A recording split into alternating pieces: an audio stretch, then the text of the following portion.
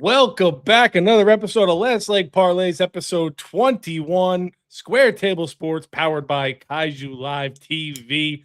And we got the man, the myth, the legend with us today. The host of 48 shows on the channel, AJ Russo. How are you today, AJ? Has it been 48 shows? God damn.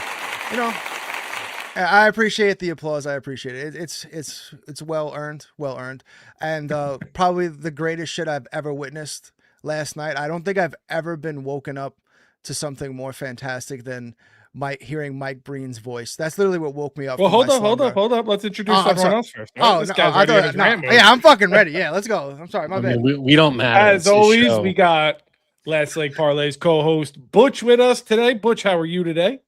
I'm great. It's a big day for the Brown household. It's parents' wedding anniversary, my stepson's birthday.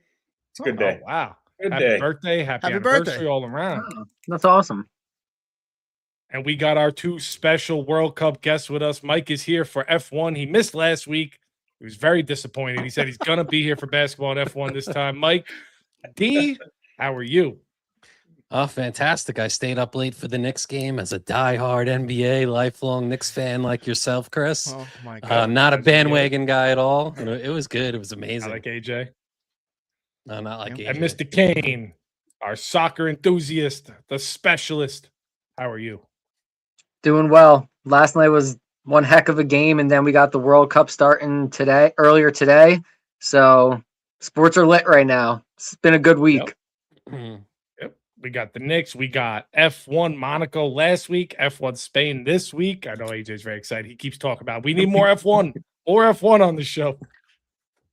And of course, we got World Cup.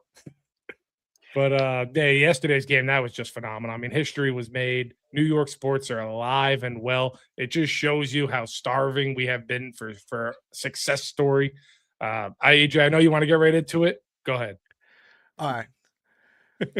It was pretty hard to describe, man. So obviously first half, I mean, you thought it was over. You thought they've been playing like shit almost every first quarter of every game, but this one was atrocious. I mean, turnovers just everywhere. And then the Spurs, you got to give them credit, man. They wouldn't miss a shot. It didn't matter if it was contested, uncontested. They were lights out and just pouring it on the Knicks. I will admit, I fell asleep. Okay, so I fell asleep a little bit into the third quarter. Yes, I know. Fake fan. But Michael Breen, I kept hearing his voice throughout. He kept like waking me up as I guess the fourth quarter was getting closer and closer. And then I woke up finally with about, 4 minutes left to catch the insane, like just absolute insanity. Linsanity. I do like how they keep bringing Jeremy Lin back to like commentate on these things as because he played well for a month for us. Yeah, exactly. They talk about it, yeah, like he's a legend. But I mean, just going over it. Did anyone else have? Well, that's right, because probably not, because everyone here is a fake ass fucking Knicks fan, especially you with that net poster on your goddamn wall behind. Tear it down right now, then. Go ahead. Come on, tear it down. It was like a charity thing. It was like a charity. Yeah. Tear that shit down. It's AI. Yeah. See, I can't even pull it down. It's not even there. It's not real. But when Josh Hart gets that steal and is basically just laying it in, he has that moment, and I was literally transported back to when I was like, I don't know, in 5th or 6th grade of the Patrick Ewing finger roll. I was like, there's no fucking way this just happened again. There's no way. And then OG, can't spell dog without OG, baby, just literally takes over the game. Shout out to Fox for, I don't know, playing in the league for as long as he has and basically fell right back into being a little leaguer and having no idea what to do. Like, just run the clock out, get fouled, and the game's over. But thank you for shooting the layup. OG makes the block. And then I don't know how to describe it. I can't even imagine what it was like for people there. Or what it was like to be a Spurs fan. Yeah, OG does the inbound, sends it to Brunson. Brunson, takes a pretty long three and then OG comes out of nowhere and just taps it in for what would end up being the game winner. And I literally jumped off my couch, fucking screaming, and woke up Kelly, because again, when she went to bed, she thought I was sleeping. So she's like, "Is everything okay? What's going on?" I was like, "The Knicks are happening right now. That's what's going on. It's the fucking Knicks." And then I stayed up probably till like 2 a.m. because like I was watching every post game interview and immediately went to Inside the NBA. I cannot believe it. The greatest comeback in NBA Finals history, down 29 points. Is that correct? Right? It was 27. It's just unbelievable. And shout outs to the Spurs coach for just doing absolutely Mitch Johnson. nothing. Yeah, brutal. just shout out. Just you love to see it. Reminded me of last year with the Celtics all over again, where we're just gonna keep shooting fucking threes. And I think they missed 8 straight threes and nothing. How did it get to 8? How about after leaving- 3 or 4? Leaving Fox in there when he was having a historically bad second half. He sprung at the end of the third quarter, back-to-back turnovers right at the end of the corner. Knicks capitalized on both of them. You kind of saw the tide turning. And Mike actually texted this yesterday, Mr. Donnelly over there. Mitch Johnson, actually, for as bad as he was that whole game, essentially, he drew up a good play at the end. The ball was underthrown, but the guy was open. You know, if that's a good thrown ball, they probably win the game. It wasn't underthrown like I thought originally. Karl Anthony Towns tipped the ball on the inbounds. Oh, If he- okay. Yep. Yeah, he was like hopping, and like if he didn't time his jump perfectly, then Game's over. game over the other way potentially. And shout outs to Knick fans, absolutely just killing it, man. I wish I really want to go. I think honestly, if game 6, if this comes down to a game 6, I might just go to experience it, because we might Insane. not ever experience that again. It's almost like a soccer atmosphere, like leading into the World Cup. It will You know, be. It'll be a World Cup it will game. be insane. If it comes back to New York, I might risk my life and go out just to experience, just because you don't know what's going to happen. Shout out to the Knicks fans who hit Wemby in the head with an egg while he was going to his hotel. Fuck this absolute flopping, dirty piece of shit. Oh, you know, I'm in your head, bro. Were you in your head when you missed 2 free throws to win the game? You fucking Gumby giant alien. I had no he tried idea. to hurt Brunson. He tried to hurt OG. Oh, and shout out to Mitch Robinson for literally just elbowing him right in the face and giving no fucks about it. Like, it needed to happen. I honestly, I wish it would happen more. And then, have you guys seen the also the thing that came out? I didn't really catch it live, but when Wemby basically tried to injure OG, did you guys that's what I'm catch talking that about, clip? Yeah, Yeah, exactly. like it's like, yo, A giant I had no hop. idea. I had no idea he was this, like, basically Joel Embiid. Like, I did not know that he was this dirty of a player, and completely, you know, he has no reason not to be. The league protects the living shit out of him. I mean, he should technically be suspended for the next game. The NBA is in a weird time right now because they're looking at like the face of the NBA being Wemby and SGA. And Wemby's dirty and SGA is a flop artist. It's like the way the NBA is going, there's no one else really to take that throne that's not a flopping or dirty or anything like that. And I mean, this run for the Knicks is great, but if the Knicks weren't in it, excuse me, if the Knicks weren't in it doing this, no one would care. This would probably be the lowest rated NBA finals. But the Knicks are there, and the Knicks are great for basketball. Oh, but yeah, there's if no this one was there Spurs, to Cavs. take that throne for. Yeah, there's no one there ready to take that throne like the next LeBron. Like when he came in, like they want Wemby to be that, but he's just not. He doesn't. He has no personality. He's dirty as shit. He flops. He doesn't. Obviously, yes, he's a superstar talent wise, but he's not a superstar persona wise.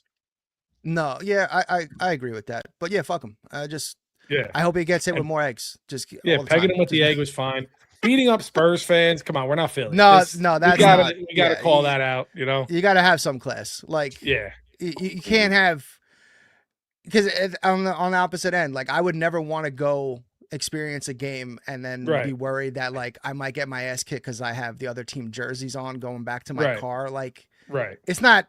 I get it's a big deal, but like, it's not that big of a deal that we should. That shit should happen, or you would even have to worry about it, because, you know, we can't all be Trump and have nonsensical security where you get blocked out from fucking 20 blocks from the stadium to go to your car. Right. But before we move on or move to somebody else, I want to say, because people keep saying that Brunson, if they win, is going to be the MVP. And I'm going to say right now, while I think Brunson is the king of New York, if the series was to end right now, it's got to be OG. I'm sorry, but Brunson, I think, has more turnovers than assists. He's been playing like shit for Brunson standards. He's been like, his numbers are there, but like he's just not. He's not locked in.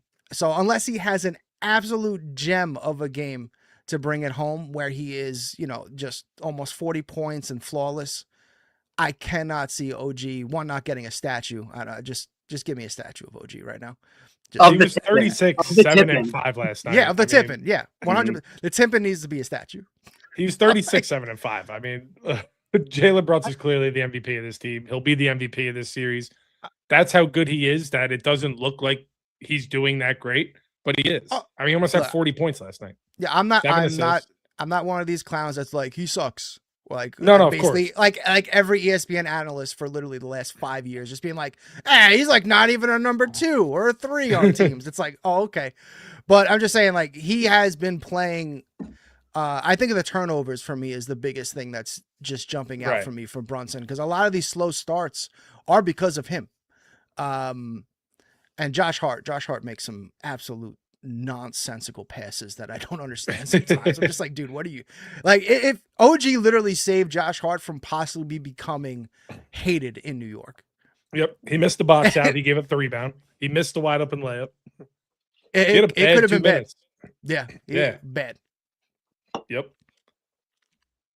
What else? Look, anyone else want to chime in? Anyone else?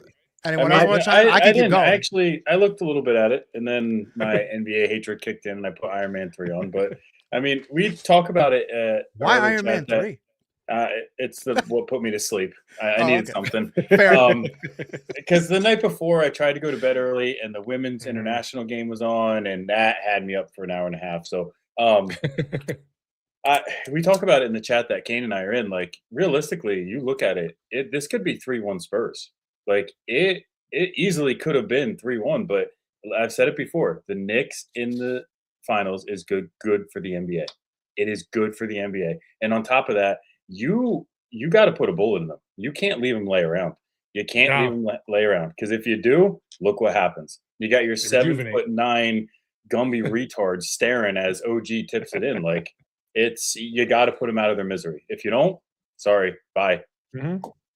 I think losing that game too, like you come all the way back and you lose, like they complete that play at the end, that would have been more crushing than if they just lost by 30 the whole game. Mm-hmm. What are your thoughts on that, AJ? I don't know, man. You think coming back and that emotional, like coming back? I think Josh Hart would have been destroyed. I don't think he would have been able to. I think it would have been really tough for him to bounce back if that game had ended that way.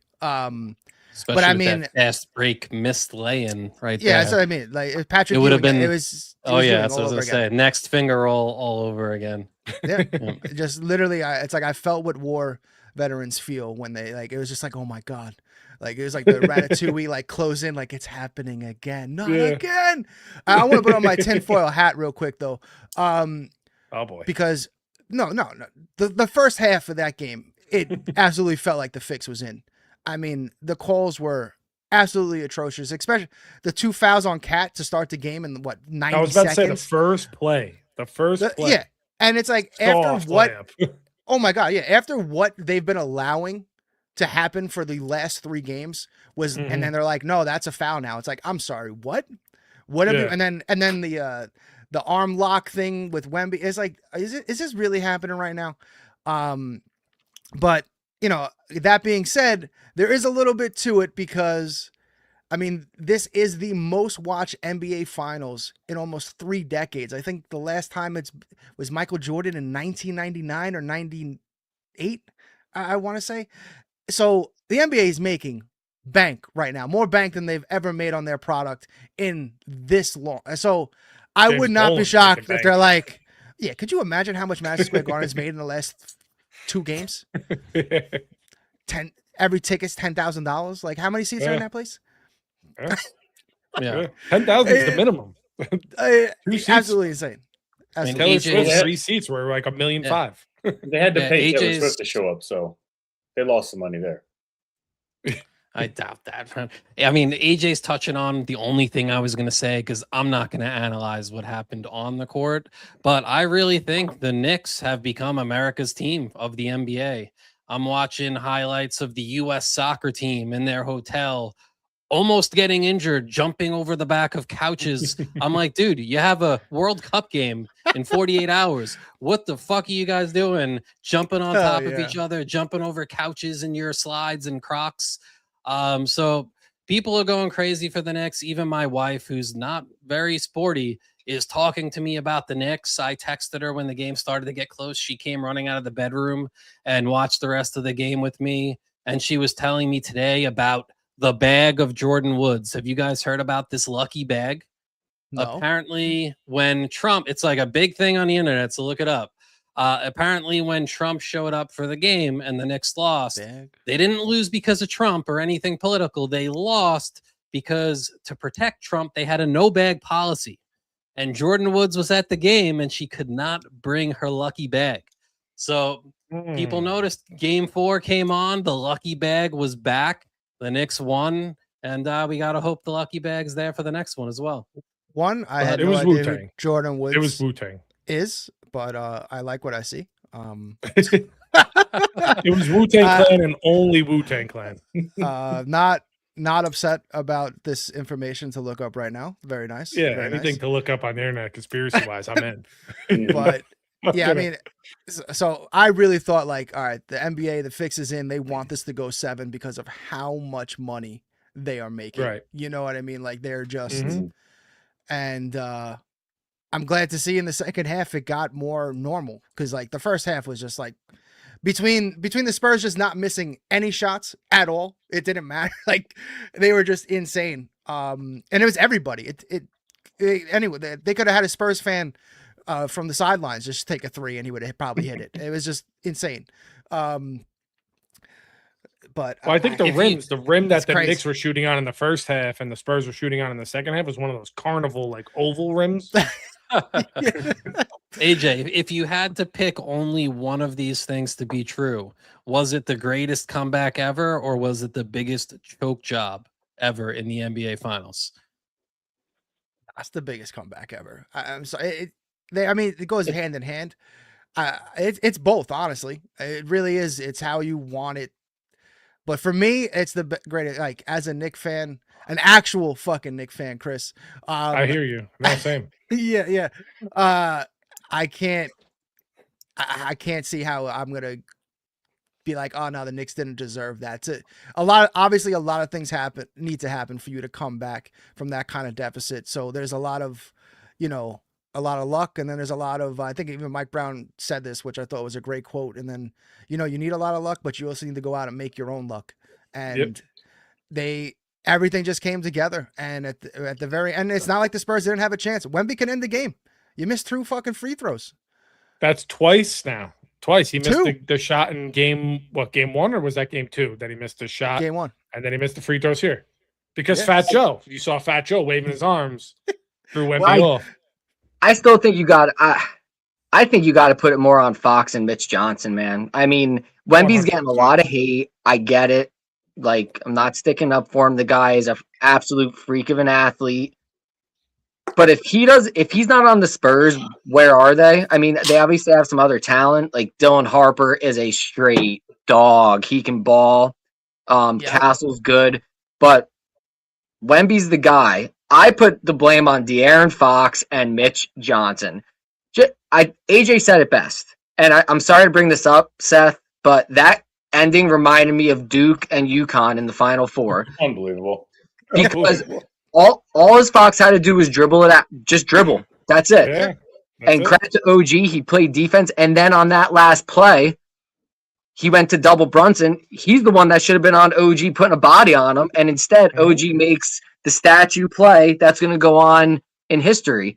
And like Speaking you of touched on, statue, like I agree. Replace the Statue of Liberty with OG. it was 100%.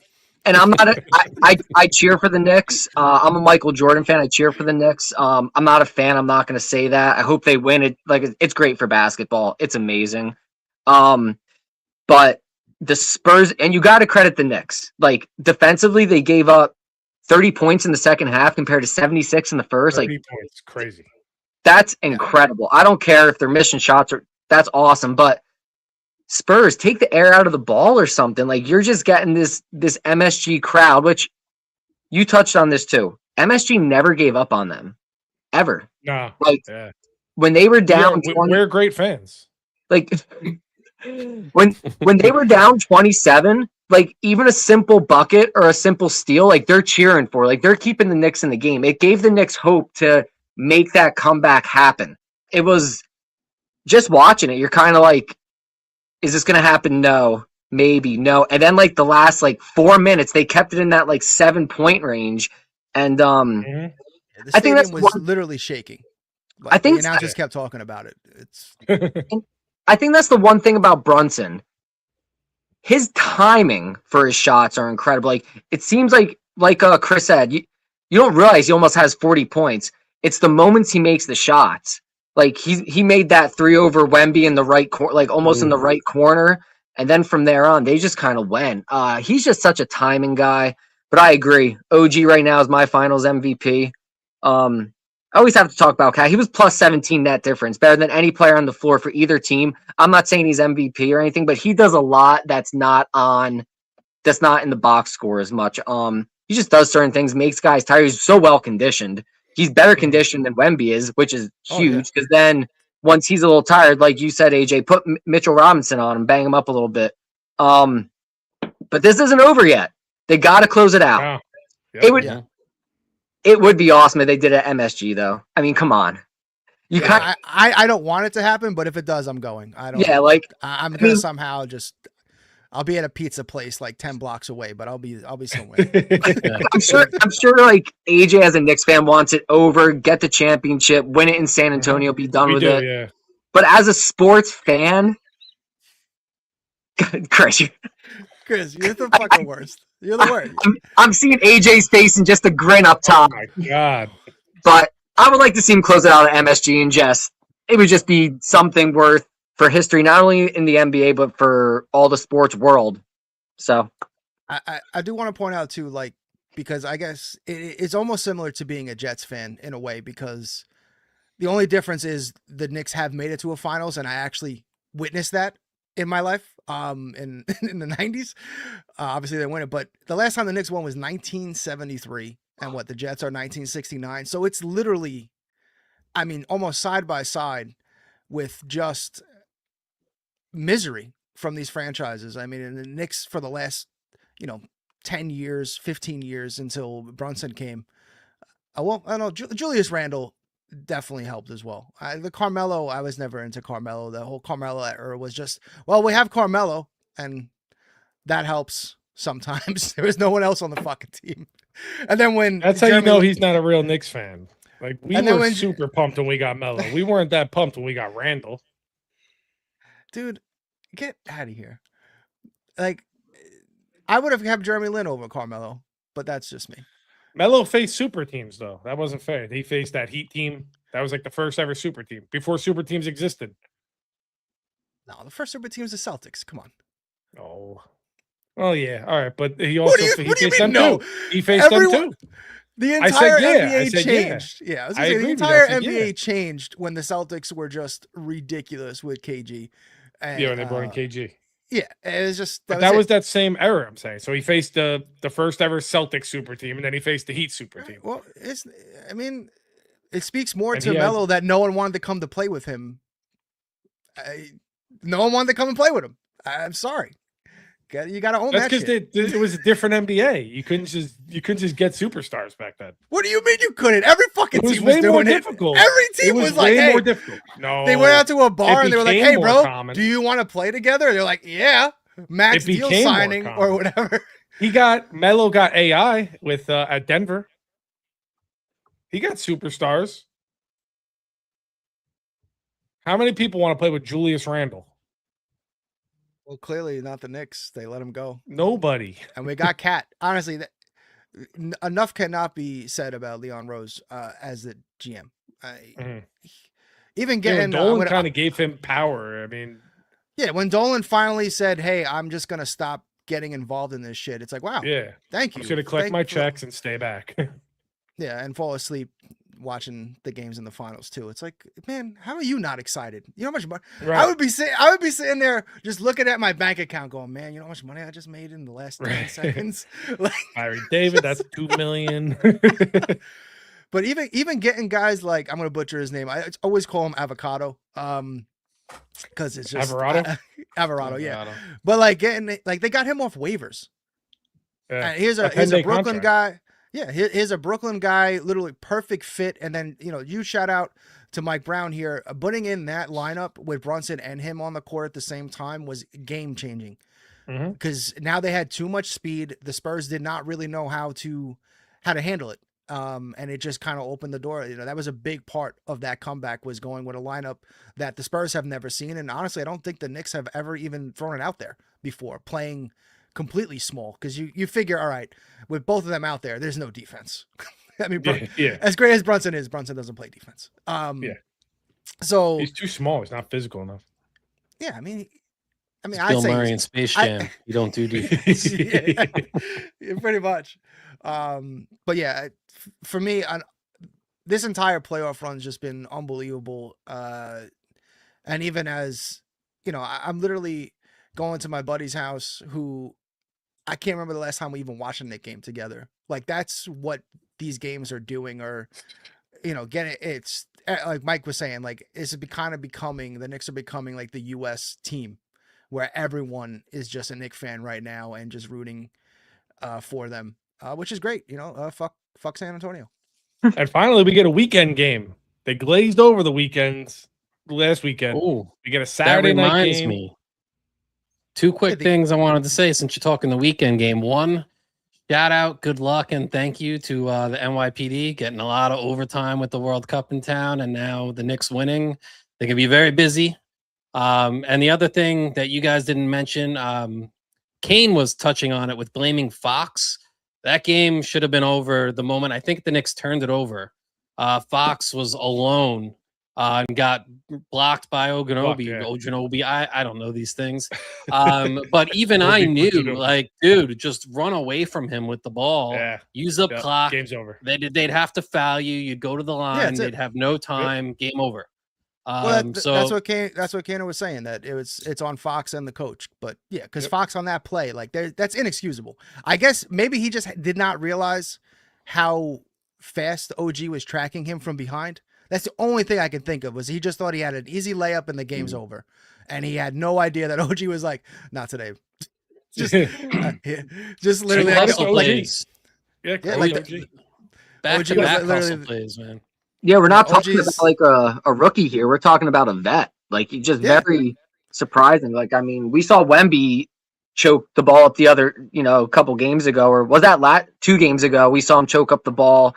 He's young and everything. I mean, but because I have here the Spurs starting lineup on average at 23 years old. The Knicks is almost 29 years old starting lineup. There's a big difference there, but De'Aaron Fox is not one of those younger guys. So to see him do that was just. But once again, you got to credit the Knicks. They put themselves in that situation, and he made a mistake. And at the end, OG still has to get that tip in. They still got a shot off and made it happen. I mean, the Spurs definitely choked it, but the Knicks got it there to make it possible. They made it possible, and it happened. And shout out to the talk about how Steve Pikelli still has a job over at Rutgers. Dylan Harper, Ace Bailey, same team. Not even 500. Forget about the NCAA tournament. They didn't even go 500. Crazy. And you keep your job. It's insane. Me and Butch talk about it all the time, because that's college basketball is our thing. But how is this guy still employed? How is the AD of Rutgers not watching the finals? We're like, how did we not win with this guy? Guy's awesome. When he looks like he's the best player on the team out there most times. He plays big boy basketball. Like, he's good. Now the Spurs are going to be around for a while, but Yeah, It's I just- think Harper honestly is going to be a future star of the NBA. Yeah, Castle's going to be a star. Harper's insane. Honestly, like as a Knick fan, I would give them anything they wanted to bring Harper. Could you imagine Harper and OG on the same team? Yeah. And the Oh my Spurs were God. bad, and in the lottery they got Wemby, they got Castle, they got Harper, and the Nets got Igor Denham. It's just so stupid. When you texted that earlier, I was cracking up. It's insane. It's so insane. true. The Nets had 5 first-round picks at last year's draft. They drafted like 5 white guys. How are you going to win?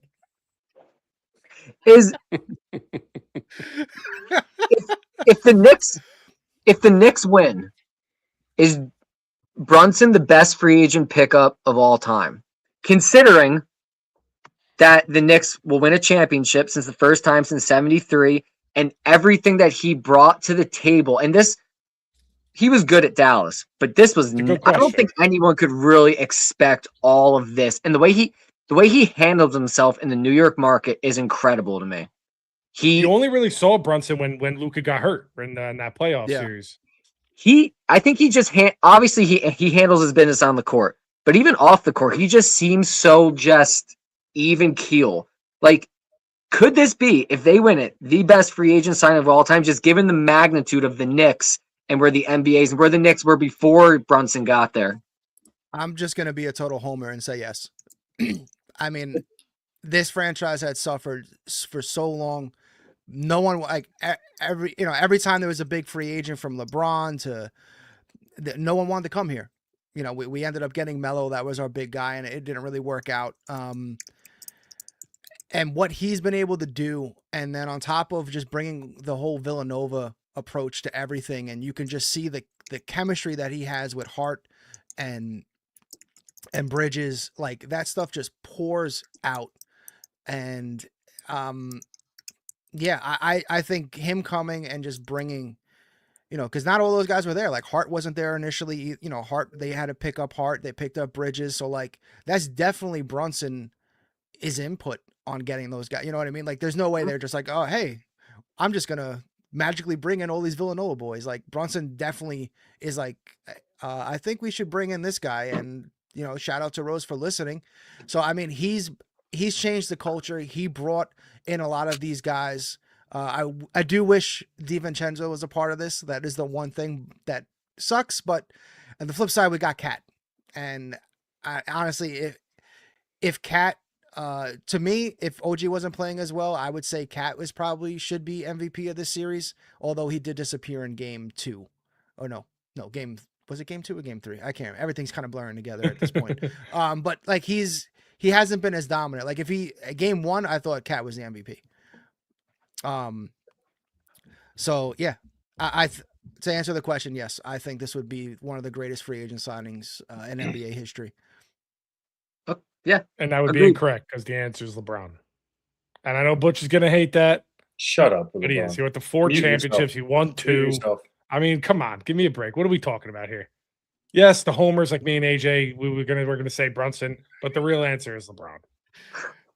Get out of here, you Kevin Durant piece of shit. That was your big free Kevin agent, Durant's a right? better free agent signing too. Yeah, is he? Fight me. How'd that work out for you? How do those big free agents work out? We had to have COVID. We had to have Irving get hurt. We had to have Harden get hurt. We had to have 3 catastrophic things happen, and they all did. Didn't he? Not and now we got hurt? Igor Denham. Like it seems so fucking bad. Jay-Z built the stadium and was like, "I made a mistake," and he left. Like he only owned terrible. Like 1%. Yeah, and he gave that shit up right away. He was like, "It's not even worth that." Yeah, to a Russian billionaire, to a Chinese billionaire. It's a mess. I still think that's one of the ugliest stadiums ever constructed. It's terrible. I don't. Everything understand. about them is terrible, and that's why I'm a Knicks fan. You know what? Game 6. You better show up. I'll be there. Yeah. All right. I'm going to the Mets game that day. Sorry. Okay. 1 game winning streak. But we do got to get going. We got to move on from basketball. We got to get to F1 Spain. Well, on that's my cue. All right, everybody. It has been great. AJ, thank you for coming. Awesome. Enjoy the rest of the show. Last Leg Parlay is here every Thursday night at 8:30 p.m. here on Kaju Live live. And then, of course, don't forget to subscribe to the Square Table Sports channel. All right, guys, take it easy. Stay F1's the greatest segment of the show. Adios. Fake Knicks fan. Thank you for joining us.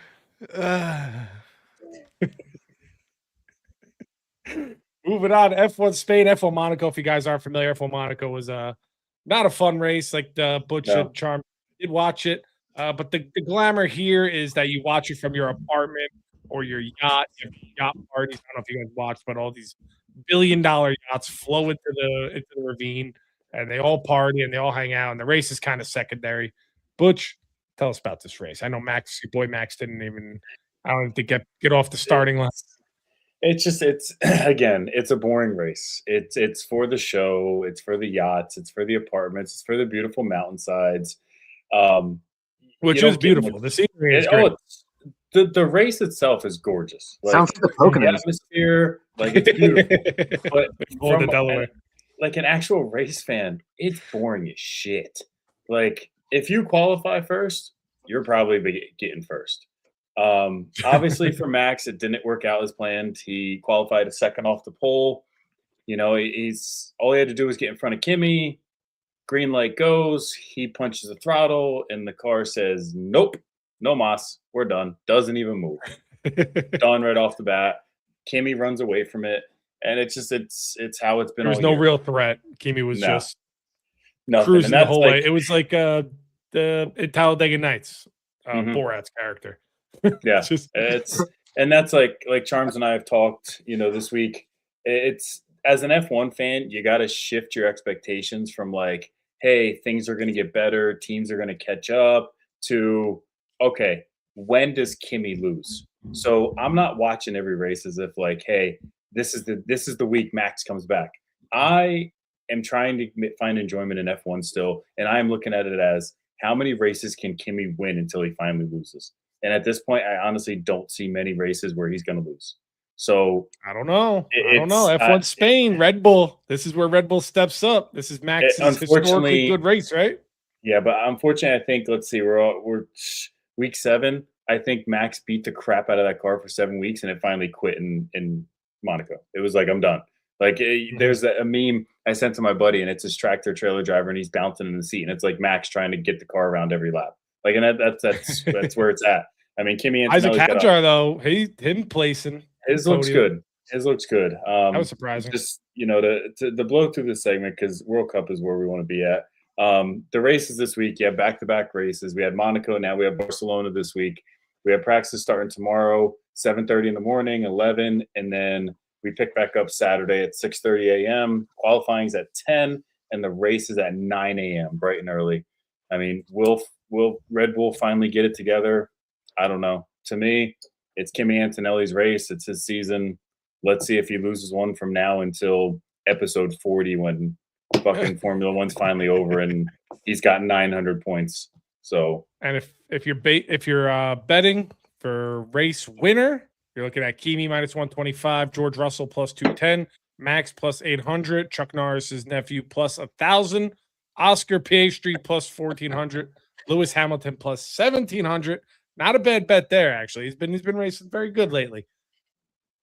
But I'm going to stick with, throwing my $3 on Max because shout out Butch, shout out Charms. And I'm going to do $3 on good old Chucky Norris. And we're just going to see what happens. It was his dad before. It was dad pre-show. Now it's back to being his uncle again. He changes weekly. That's understandable. I get it. But moving on. You don't want my F1 thoughts? I'm the F1 guy. Mike has been sitting there very patiently. He can't wait to talk World Cup. He's very excited. Now we're at the World Cup segment. World Cup started today. 2026 FIFA World Cup kicked off with Mexico. Mike, how we doing? I believe I'm good. I mean, the first game we finally got to see, I was waiting for it. I left work early just to watch. It was absolute trash. It's a Mexico game, so what do you expect? Trash. But South Africa, they're going to get 0 points in the group stage. That was always expected. Mexico has a great home field advantage. And they did their thing. Credit to Mexico. They did get a bad red card at the end that I think was kind of unjust. It was a little bit harsh. I don't think it met the grounds of Dogzo because I don't think he was in on goal. His touch was taking him away from goal. But I'm excited to talk US. I'm excited to talk the group stage. It's been fun with the lead up to the World Cup, seeing all of the people traveling into the States. I've been watching videos of people seeing like Bucky's gas station for the first time and being crazed, eating ranch sauce for the first time. Free refills. And I mean, the Brits have some great stadiums for the EPL, but they went to Auburn for the opening, and they were all blown away by these college stadiums. I've seen people touring American high schools like, what the F are these like football high school fields? Like they're like, we play on like a broken down patch of grass, and they have these big stadiums. And that wasn't even a Texas high school that they were at. It was a pretty mid high school. We have high schools like that here. So a lot of fun stuff, some bad stuff as well. You're hearing about teams getting like searched by sniffing dogs on the tarmac at the airport. So a lot of good, some bad. A ref got sent home at the border. So, I mean, that sucks. He's been a good ref apparently for like 20 years. A lot of good, some bad. Either way, this is the World Cup. The world is watching. And I really hope we do it justice and go USA. Yeah, well said. I mean, to piggyback off what you said right there, watching all these tweets and all these videos and all the people reviewing the food and everything, Bass Pro Shop, Hardee's, the guys that are in the South going to barbecue and they get a plate, a whole tray of food with brisket. The Italian guy that was at the restaurant and he drank like 9 Cokes just because it was free refills. So he just kept drinking them because he said they were free. He didn't want to leave anything on the table. The high school sports, them experiencing the SEC schools is amazing to me. I love that they get to experience that. And even more important, I love that they're going to be here to watch Joey Chestnut guzzle down 98 hot dogs on the 4th of July. Yes, sir. You see like a commonality in a lot of the videos, these Europeans traveling over here, like in the things that they're saying, and you realize the impact of American culture on the world, especially in terms of Hollywood and movies. Like there was a guy walking in the city and he saw the smoke coming out of the city grates and he's like, oh my God, like it's just like the movies. And it's just really cool. Because a lot of people think a lot of things about America, but I also think a lot of people are seeing a lot of the beautiful parts about this country. And as an American, it's just it's cool to see. Yeah. I think if you live on social media, you could think 50% America's 50-50. But when you actually visit and you hang out with Americans and you're in these major cities and you've experienced the food and all that, it's an amazing place. And we're super spoiled to be here. And we really are. And we take it for granted because you see all these other countries come over here and it's just phenomenal. Like the little things that they're gushing about. We're sitting here and we're like, oh, wow. Like, yeah, like I had that yesterday. And then when you see like when we go to the World Cup or like the Olympics and other sports and they have like toilet issues and things like that, you know what I mean? Like it's just like, wow, yeah, we really have it so good here. Yeah, I mean, Mike said it, just taking a moment off the field and just seeing the other teams and their fans enjoy what America has to offer is a cool thing because the World Cup isn't all just about soccer. It's about who's ever hosting and all these cultures coming together and enjoying, obviously, the product on the field. We're watching some of the best teams in the world play. Also some teams that are there for the first time, some historical stuff. But off the field, whether it's the USA, Mexico, Canada, or other host nations, you get to see what that country is like, the way they live, and all the aspects off the field, which is a very cool part of the World Cup and why it is the biggest and best tournament in all of sports. Absolutely. Couldn't have said it better. If you're thinking when are the games, don't worry. We got the schedule up right here for you. Oh, there's a game on right now. 10 o'clock. No, 10 o'clock. 10 o'clock. 10 p.m. Yep. Korea versus Czech. Screenshot that because everybody's going to sit there and go, when does this play? When does that? Just screenshot it, save it. Now you know. And tag. You're welcome. You're welcome. Tomorrow we got USA 9 p.m. Paraguay, Canada versus BIH. I don't know who that is. Canada versus Bosnia. Of course I do that. Wow. But yeah, what are some of the games that our next show is next Thursday? We have a ton of games. Kane, Mike, what are some of the games you guys are looking forward to? What games do you have circled? Which ones are your absolute must watches? What are you excited for about this? The first thing I was just looking at this really close just because I wanted to see the Saturday games because I know tomorrow is no, you're good. No, you're good. I was just looking at it really close there. Obviously, we're excited about tomorrow. But I noticed on Saturday we got Brazil versus Morocco. Talk about a banger right away. Brazil is ranked number 6 in the world. Morocco is ranked number 7 in the world. That's a pretty damn good first round game. Or group stage game right there. That's the one that I noticed. I'm just gonna pick right now because that's number 6 versus number 7. I'm looking at that group too, and I think Scotland is not a dark horse to win it, but I think Scotland can definitely be a third place team too. So right off the bat, that's the one I'm picking out. I love the that Scottish crew coming off the plane. They ran out of beer on the plane. I don't know if you guys saw that video. It was like a bunch of guys in kilts.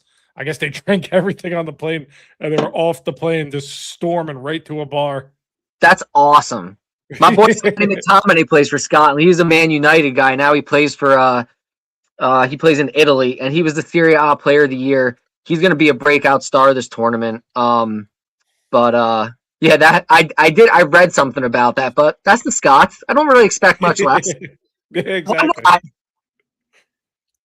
Mike, what are you looking forward to? What is this weekend? I mean, he picked the game of the weekend, honestly. But if we're sticking with the weekend, obviously I'm interested in the U.S. group. I want to see how things play out. So the Australia-Turkey A game, I do expect Turkey to probably take that game, but definitely interested to see what happens there. Unfortunately, it's at 12 a.m.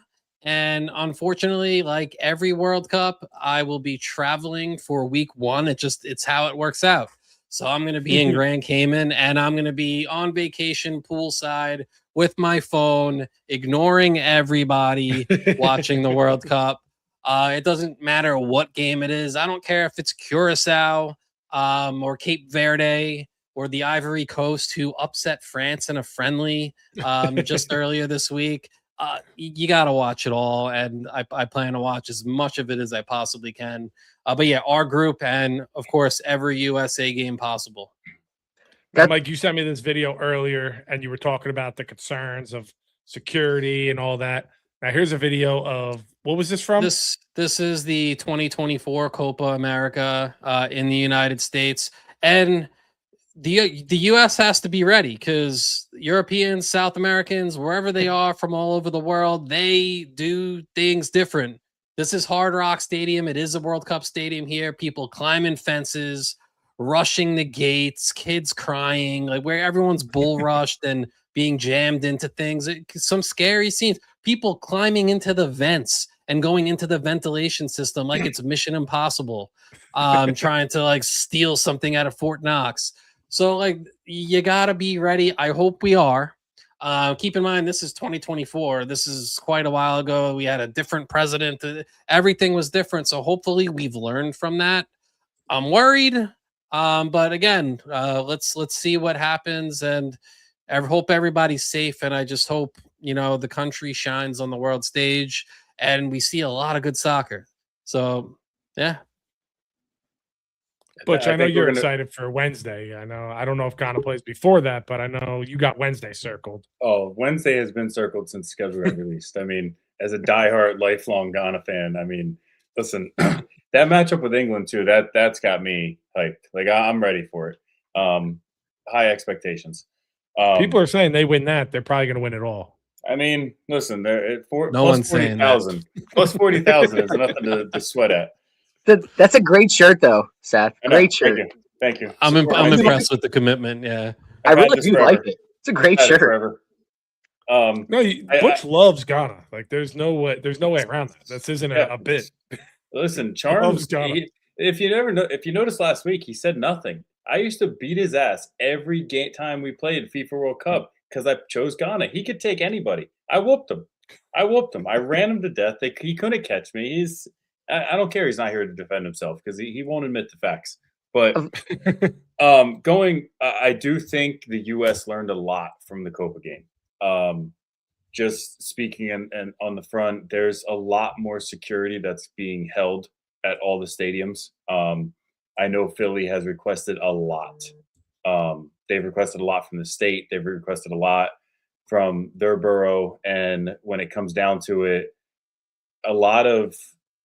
I think back in Copa, the U.S. didn't know how to handle it. And now they're like, World Cup, FIFA, you're flipping the bill? Okay, I'm working my guys around the clock. If you're paying, our guys are working. And I think you're going to have – I think they may try and repeat the Copa, and I think they're going to run into a brick wall. And then it's going to mellow out. The first couple of games are going to be a little rough. They're going to try.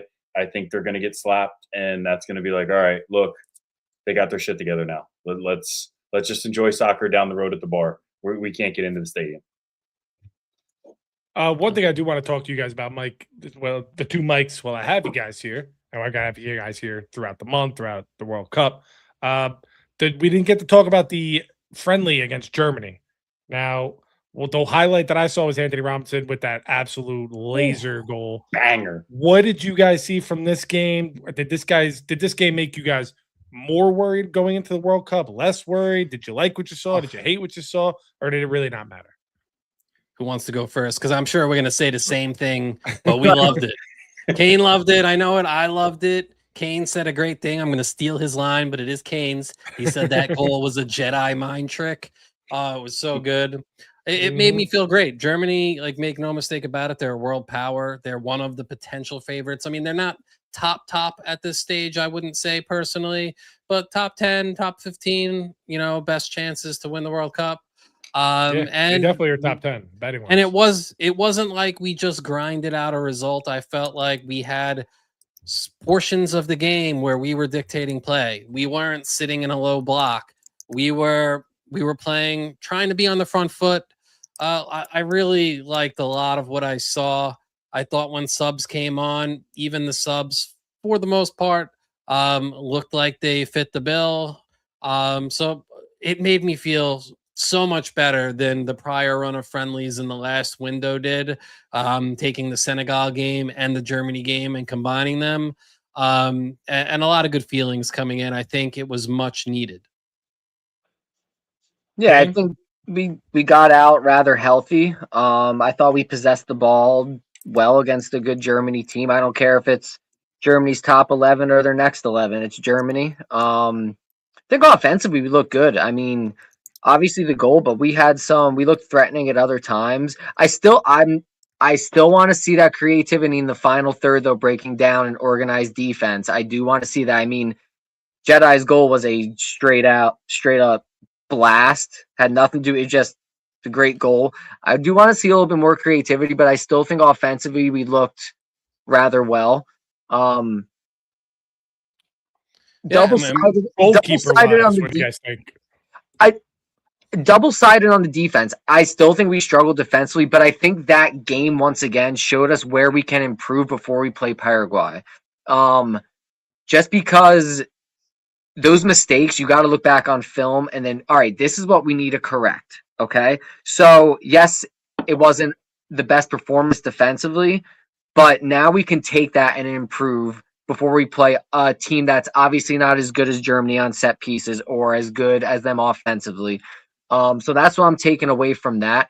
For me, Mike, I don't know if you know, I don't know if they actually did name a starter in goal. I have Matt Turner starting.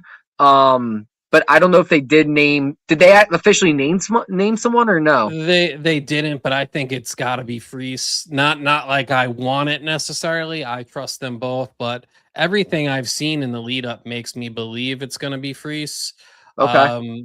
So I think we'll see Freese starting. I think he'll play all the way through unless something goes down. Yeah, unless maybe Turner can come in if we go to a shootout, that type of deal. But otherwise, I think it's Freese. And Yeah. with the defensive troubles, you said, we're getting Chris Richards back. It looks like he'll be ready for game one. I've been stalking Chris Richard videos on the internet like I'm a jealous ex-girlfriend, and he looks healthy. He's jumping around. He jumped onto the pile after the Knicks won, along with, so you're not jumping onto a pile if you're unable to play, in my opinion. So I think we'll have Chris Richards. Super interesting to me defensively. Because I heard some things that just because Tim Ream is captain doesn't mean he necessarily has to be a captain from on the field. He can also lead them in the locker room, from the sideline, yada, yada. So will Tim Ream start now that Chris Richards is there, or will they do what I want? I doubt it, but, maybe we can see an Austin Trusty, Chris Richards on the back line with Alex Freeman. So I think there is room to improve defensively, but like Kane said, I loved what I saw. We can get better going forward, but we did score some goals. We got Christian going, and we needed that because Christian was not performing well for club. It was a huge talking point. Is it going to impact him? And the answer was no, because when he puts on this crest right here, he balls out, and he did it again. And I trust him to do that tomorrow night against Paraguay. Yeah. Now the World Cup already started, but I do want to pull this graphic up.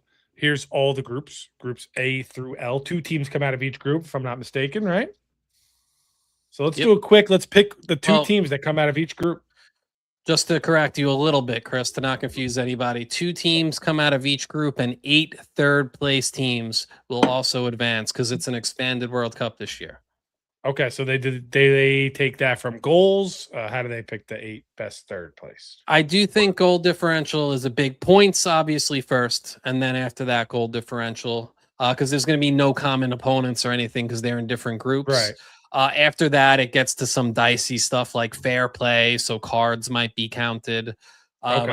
I didn't dive that deep into it yet, and I hope I don't have to because I hope the U.S. are sitting pretty by the time we get to the Turkey A game. But yeah. All right, so we won't do third place. We'll just do the 2. We could do third place at the end.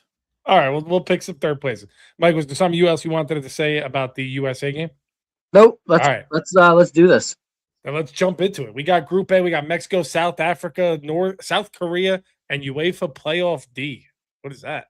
That's Czechia. That's Czech. Yep. Czechia. Okay. Yep. Czechia.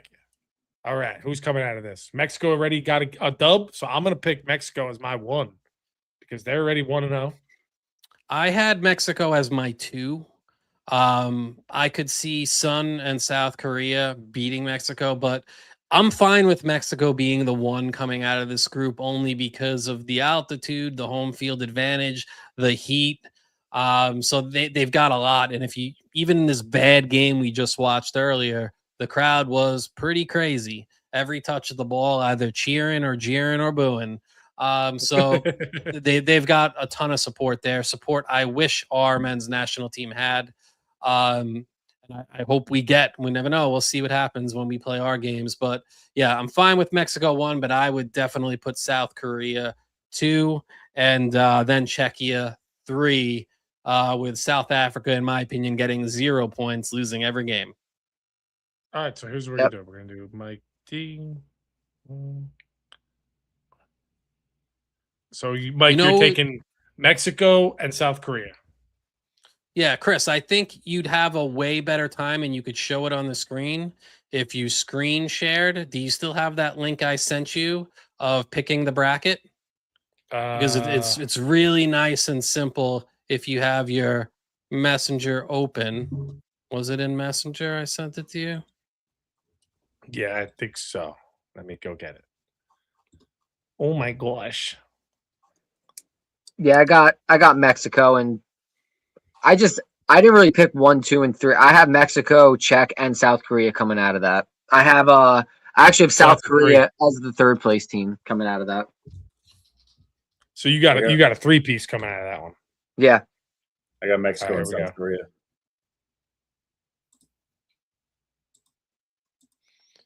Yeah, I think I got it here. I'm going to send. You have the NBC Sports one, NBC News one? NBC News one, right? I'm pulling it up right now. Here we go. Perfect. Bang, bang. All right, Group A.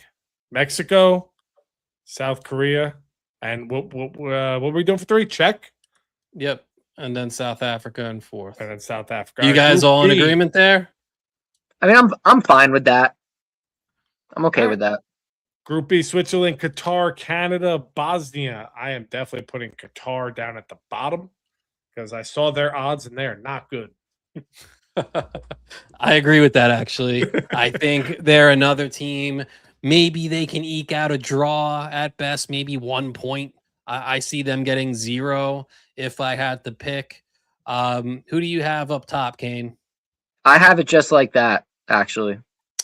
I actually do as well. I was very close, just to be clear, between Canada and Bosnia-Herzegovina for 2nd or 3rd place, because Canada, they're without Bombito. Davies, I don't think he's fully healthy yet, so I think he's out. They've had quite a bit of injury issues coming in, and the Canada Soccer Federation, ever since Dronegate, the women and the men, they just haven't been the same. They haven't fully recovered, in my opinion. Now, I haven't looked at the men's most recent friendlies to see how they've done. They have some team speed. They have probably the most informed striker in CONCACAF when healthy in Jonathan David. Taj Buchanan, don't love his performances for Canada in the past, but he's got speed. He's got some skill. So I think Canada can do some things. I'm fine with them being 2nd there and going through. Yeah, I have Bosnia as one of the 8 3rd place teams as well. Just like in Group A, I have Czech and Bosnia advancing to the round of 32, though. Butch, I like it. beautiful. Love to hear it. Group C: Brazil, Morocco, Scotland, and Haiti. Now, obviously, Brazil won. I don't think we're going to find any arguments. there. I would put Morocco one. Really? All right. Ooh. Yep, I would. I feel like Brazil is going to come out slow, and I think Morocco is going to be ready. Right out of the gate, game 1, I feel like Brazil is going to not lay an egg, but I think Morocco is going to get a result. I feel like that's going to be the first game in the World Cup that kind of flips it a little. Even though, like I said, Brazil's 6, Morocco 7. But when you think of world soccer, Brazil is one of the first countries you think of. It's not Morocco. Right. But they have Hakimi, they have Mizraoui, they have a solid midfielder in Amrabat. Like, I just think if they get a quick goal in Brazil, they are so organized. We saw that in the last World Cup with them. I think they can beat Brazil, and I think it would go. I would just switch, and it's a little bit of a probably not a popular pick, but I would go Morocco, Brazil, Scotland, and I also have Scotland as one of the 8 3rd place teams. That's what I was going to say. Is Scotland a fringe 3rd place get in? Yeah, As long as they drink before the game, they're in. Just so you know, Chris, you don't have to worry about it. At the end, it does allow us to just go in and pick our 8 third place teams. My bad.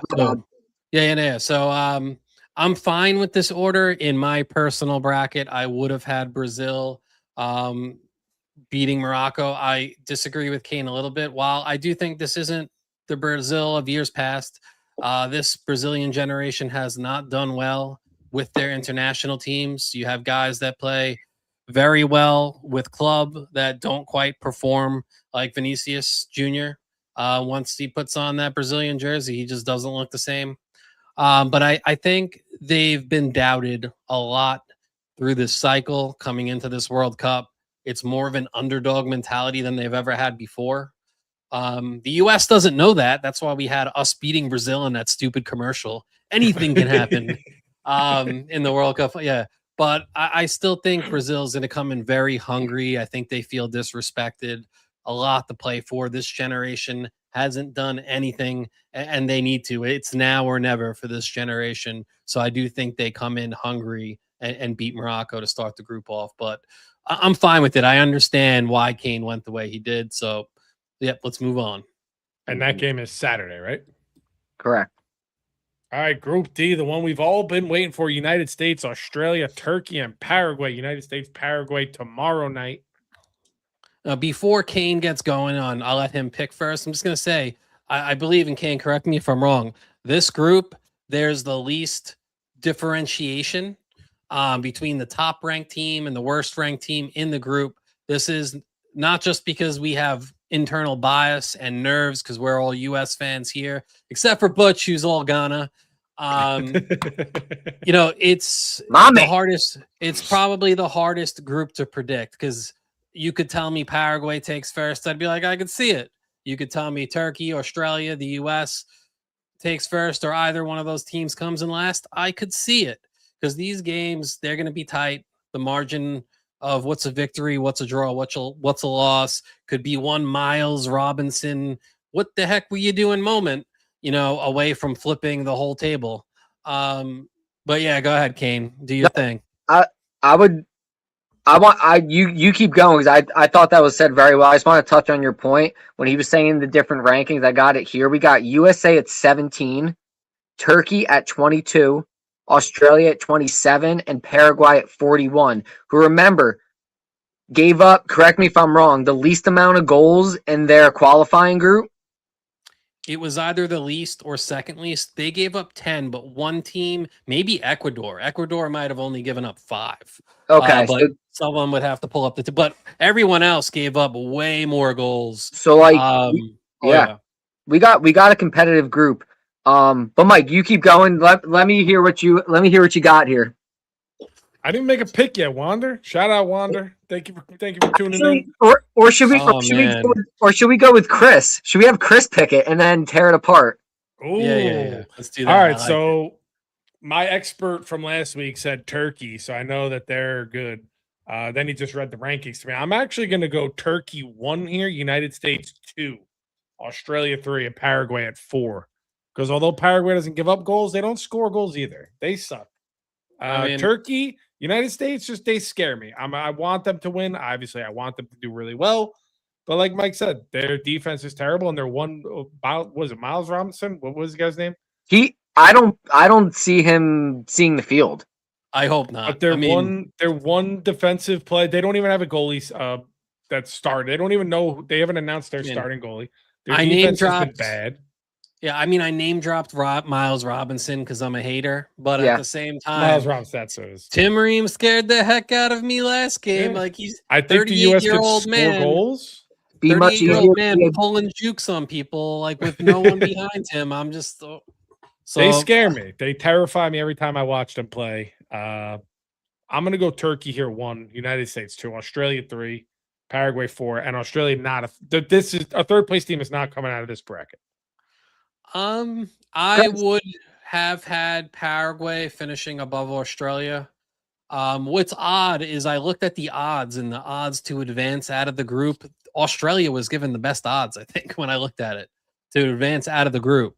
Oh, really? But I have Australia finishing last. Paraguay, they're so defensively sound, Paraguay, that I feel like they're built for tournaments like this. If you're not giving up a whole lot of goals, eke out a draw here, maybe find one late game winner somewhere against like an Australia.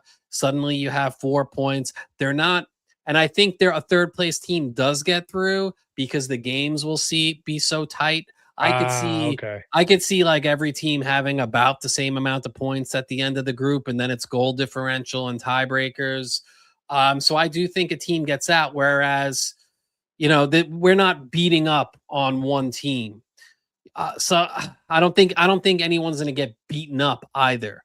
Where like in some groups you'll have like a France beating up on the third place team, but then the 2 worst teams play each other and someone gets 3 points. So like the previous bracket, like Morocco. Yeah, and Brazil I have Paraguay. I have Paraguay getting out. I think CONMEBOL, very similar to CONCACAF. They get feisty. They can grind out games. And I mean, this is a team that has wins, I believe, over like Brazil and Argentina in qualifying. So they can beat good teams. Now, do you expect that from a Paraguay every game? No. Should the U.S. beat a Paraguay? Yes. But they're a team that knows how to grind out games. So I have them above Australia personally. Yeah. I have it's hard not to put the US at one, but I have Turkey's my dark horse for not to maybe win the whole thing, but they're my dark horse to make like a quarterfinal or something. I got to see the exact bracket.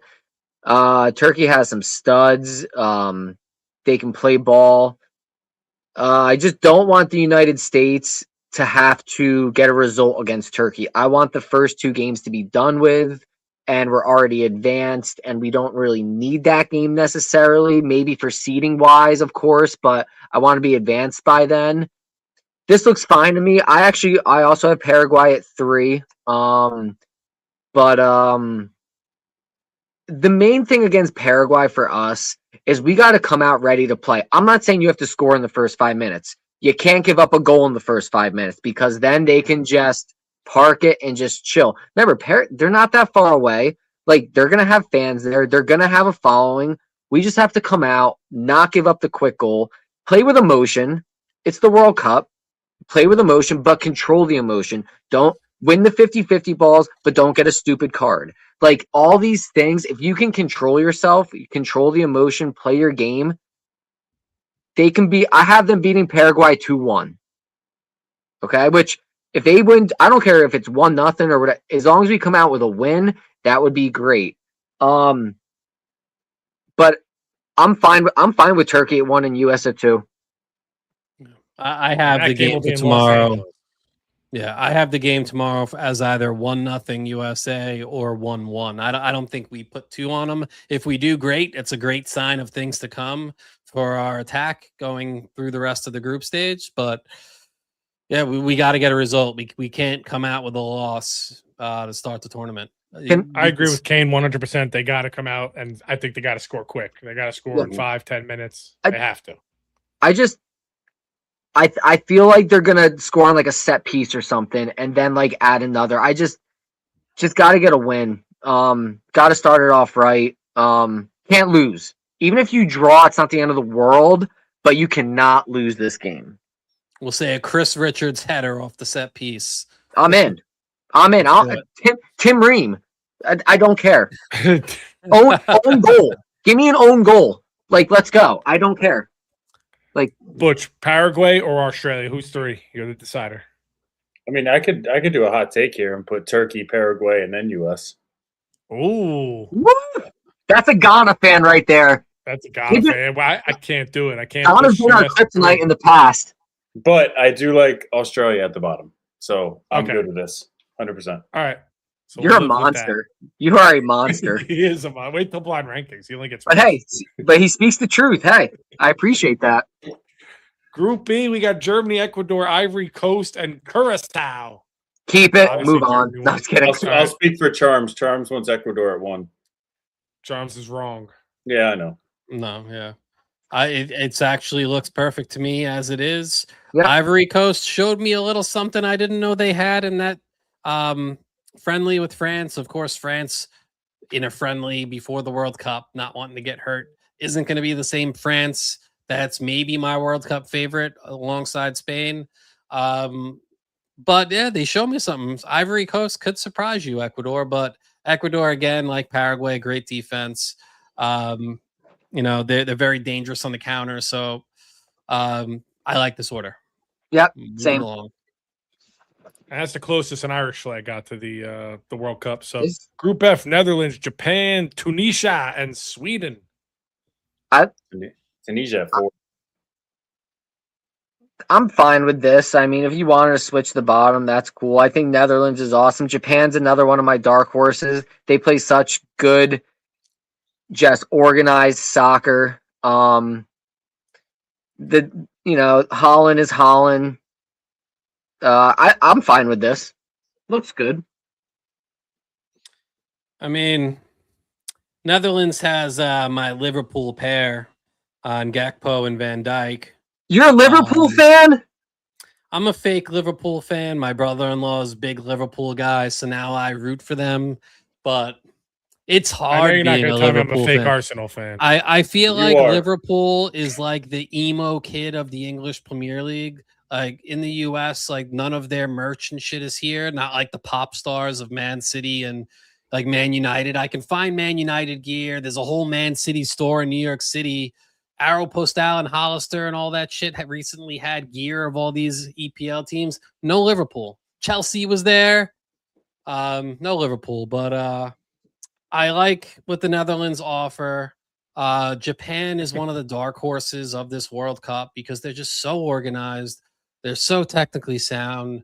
They've got such a solid midfield. What team? They got like 3 good midfields, but they're just very good. You got Matoma. They got the guy that plays for Celtic. I hate pronouncing the Japanese names. It's like Take Fusa. They're loaded. They have a squad, and then if whoever gets subbed out, that person fills in right away, and they fill it in at that level, or if not higher. They come to play almost every tournament. I'll tell you, I think they can make a run. I'm like, once again, maybe not winning, but I think they can make like a quarter sort of thing. Yeah, I could even say I could put them at 1, but I wouldn't do that to Holland. I wouldn't do that. Mm-hmm. No, I think Tunisia is another team. Again, they might get a draw, but they're not going anywhere. So I have Sweden well ahead of them in 3rd. I thought the battle was really more for who's 2nd place in this group between Sweden and Japan. But again, I did favor Japan, and I think Tunisia 1 point is probably a good World Cup for them. Yeah. Yep. All right. Sorry. Group G, Belgium, Iran, Egypt, and New Zealand. Now, Iran has no shot in terms of the odds. Also, Mike made note that they're having a very tough time with traveling, customs, the whole shebang. So I'm going to put them at 4. Yeah, I mean, Iran has it rough in this World Cup. Obviously, the U.S. tensions with Iran. We're not going to get political, but they have to stay in Mexico. You got to discuss that. You got to bring it. Got to talk about it. It's a competitive disadvantage for them. I looked it up. It's 3 to 6 hours travel time. You know, they have to hop on a plane. They have to then get shuttled from the airport to the game. They're going to have to clear security. It's Iran. There's active conflict between us and them. So, you know, we're gonna cover our asses, so to speak. So it's gonna be tough on them. They're traveling 3 to 6 hours to the game, and then they're traveling all the way back out of the country to go to bed. So they can't even go back to their hotel after the game. So, and it's going to be a grind in this group. I do think Iran is a dangerous team. I still have them not coming in last, despite all of that. I think New Zealand is bottom of the group for me. Okay. But you got Belgium, they're great. Egypt, Mo Salah. It's the last one, right? Yeah, and Iran's 3rd group game, the average it could be 6 to 10 hours each way, because that game's in Seattle at Lumen Field. So tough go for them. But we got Belgium. I love saying the name Lukaku and De Bruyne. They got is Courtois still in goal for them? So Belgium is a very good team. They've had their golden generation. Their golden generation's getting older now. So again, another team where it's like, if not now, when? Egypt, is this Mo Salah's last World Cup? I think they're good enough to take 2nd here. And again, tough go for New Zealand. I've heard other people say this, but I'll steal it. Thanks for coming. Hope you enjoyed your time. You're going home. You've heard other people say that? Oh yeah, it's like the mainstream US podcasters, you know. Thanks for coming. They keep saying. By the way, that. the US, we got to get a better chant. These videos, it's embarrassing. We got all these people, we're hosting the World Cup. All these people are loving our culture, cuisine, and these chants are brutal. I agree. Got to get some Knicks fans out there, meaning me. Everyone cool with Group G? Yeah. Yep. Next. Group H, Spain, Uruguay, Saudi Arabia, and Cape Verde. I mean, Spain is going to be tired because of all that F1 excitement from last this week. F1 is this week. No one's watching that in Spain. Like, no wonder why that race sucks. No, the Morocco race sucks. Moving along. Yeah, this looks great. That one's done. Perfect. Group I, France, Senegal, Norway, and Iraq. Man, this France one's won. tough for me. Norway, I think I lean 2. No, I got it just maybe. like that. Yeah, I got it just like that. Leave it like this. That's mine. Okay. But 'Cause- I could see Norway being 2. Yeah, I mean they have Holland. They're the best Scandinavian side in the That's why. tournament. I was just I saying just- Holland. I mean, the part of me that is like biased against my own country is like I just saw the USA play really well against Senegal, so I'm like I'm in my brain like back of the head like downgrading Senegal maybe a little too much. So I actually put Norway 2, even though I love Sadio Mane, who I think he had a brace against us. Yeah. But I'm fine with this. I'm fine with this. I'm just a Holland groupie. When I started watching soccer, it was during COVID, and the German league was the first to come back, and he was on Dortmund at the time, and it was just fun watching him. You would go to bet goals, and everyone was like plus 600, and Holland would be like minus 200 to score a goal every game. It was insane. And he's gonna get the service from Odegaard. Like he has guys on Norway. Like obviously Man City, he's getting the service. He's getting in good positions. Norway has some guys that can get him in position to score goals. It's not like a Norway team where it's just like Holland and then no one. They have a couple guys that play in some big leagues and have some big game experience. They EPL champion, not is just Odegaard a big league. the one that missed the final PK for Arsenal in the final? Was that No. Odegaard? No, he didn't miss the final one. It was I think Saliba maybe Oh, in the champions. in the Champions League. He didn't miss the last one. No, he definitely missed the last one. It was a defender that missed it. But this is a good group. Chris, hold on. Yeah, we won the EPL. No big deal. I also have Michael Elise as the golden boot for France. Just to throw it out there. Yeah, France is just so stacked. I was And he's a full go, right?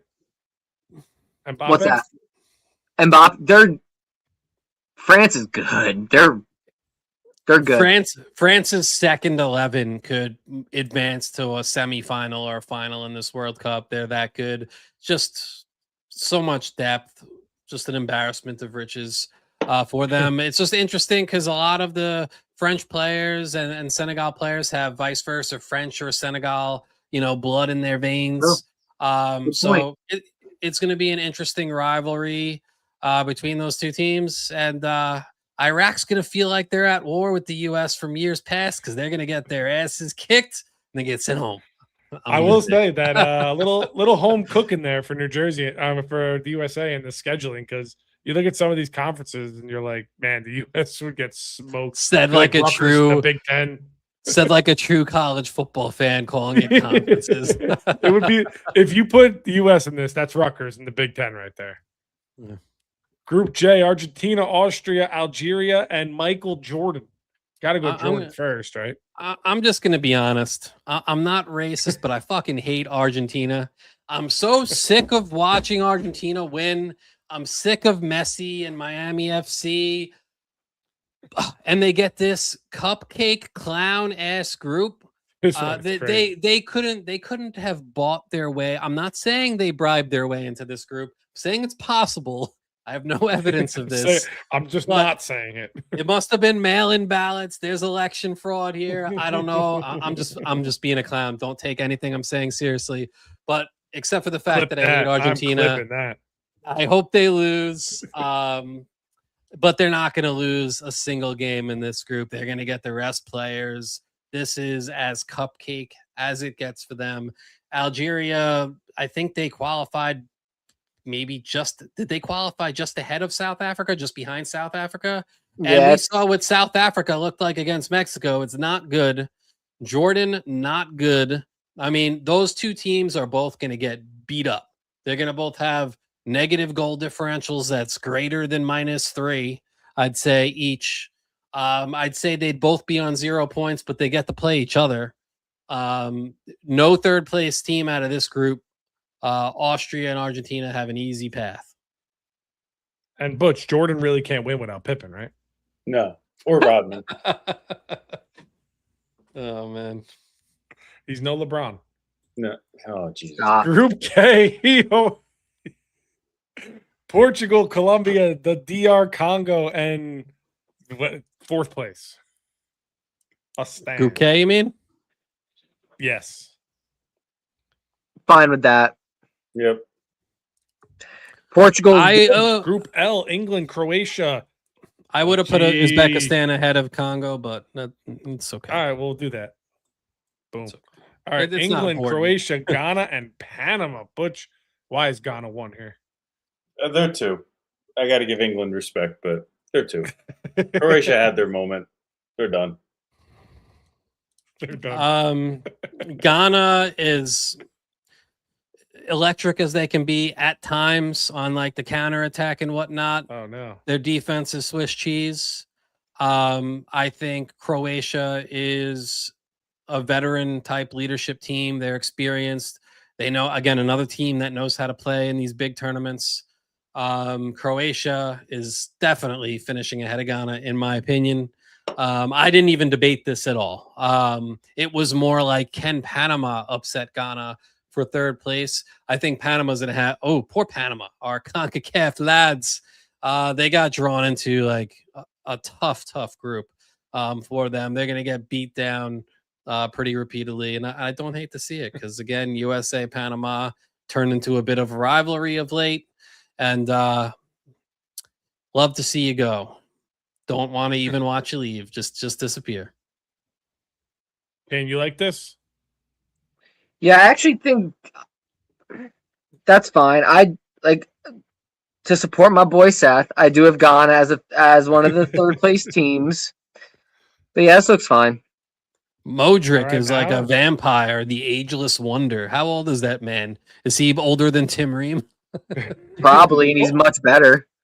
So now we get to the third place teams. We got to choose 8. We have 12 here. 12 brackets, 12 conferences, as they say. Click it Why here on Third it. Just place click teams. it. don't we just each pick one? Why don't we just go down the line? Chris, Butch, Mike, me, and then we'll do All right. 2 rounds. What do you want to do? So each Yeah, person I gets like to that. pick. I You like know that. who I'll mine go is, first. so. I got Ghana. Don't. No. Don't do this. Nope. Foul. I'm taking Norway. Okay. I'm taking Ghana. I know. I already highlighted it. You stole my pick. So it's hard to see who's taking. Who's up next? Is it me? All right. Yeah, Yeah. Europe. Iran, Czech, Ivory Coast, Bosnia, Paraguay, Scotland, Algeria, Sweden, I mean, Saudi Arabia. Looking at Uzbekistan. this, I have to go Sweden. Sweden. Boop, boop, boop, boom. I think they get Mr. out. Kane. Scotland. Taken. That's 4. Scotland, yeah. All right. I'm going to go just based on what you guys said.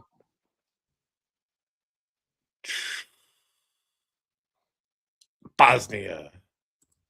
I agree with that because I think they're going to be second, and that would have been Canada for me as my third. But yeah, I like What? it. I'm gonna go That's Paraguay. 5. Paraguay. 6. Iran, Czech, Ivory Coast, Algeria, Saudi Arabia. It says Czech Republic there, but Czechia, I'm going to put them through because I think everyone beats up on South Africa. So I think there's opportunity there for them. All right. And Kane gets the hardest one. Ivory Coast. And he picked that quick. hesitation. Bang. And that finishes our group stage. So you could find our thing. I'm just curious to see with the press continue. Okay. Oh, here we And, go. All right, let's finish Save it up. that. I'd save that for next week. Save this for next week. Ooh, Yeah. look like at that. Just go down for a second before we stop this part. We have the United States with a chance to end Mo Salah's World Cup Ooh. career. Wow, that would be And that would then be we get to beautiful. play Argentina. You know what? Uruguay might beat Argentina. That's going to be a heck of a game. Darweezy. I don't even know if he starts for them, but I just like Darweezy. Yep, these but- games are until the end of the month. Yeah, Early next we got month. So, time. all right, we'll save this. Yep. Oh, yeah. But That was fun. Beautiful. Beautiful. And the link, Mike, that was beautiful. That was great. Much better idea than me trying to write it down on this loose leaf paper again that I eventually throw out, lose it.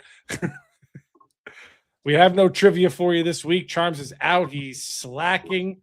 So We're gonna go to blonde rankings. All Mike, right. you stick around?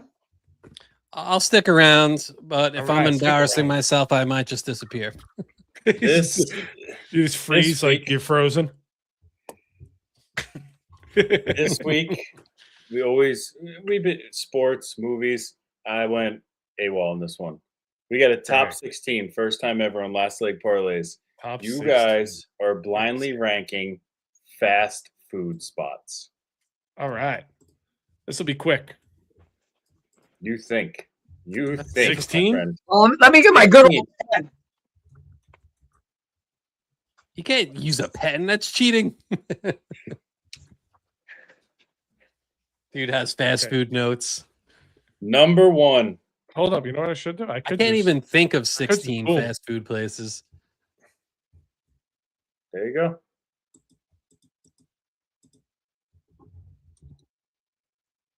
Yeah, this is gonna get me hungry. I'm gonna go out after this and get some fast food. All right. All right. Number one. I'm hitting with a heavy hitter right away. Chick-fil-A. Ooh. Extremely overrated. Don't you dare.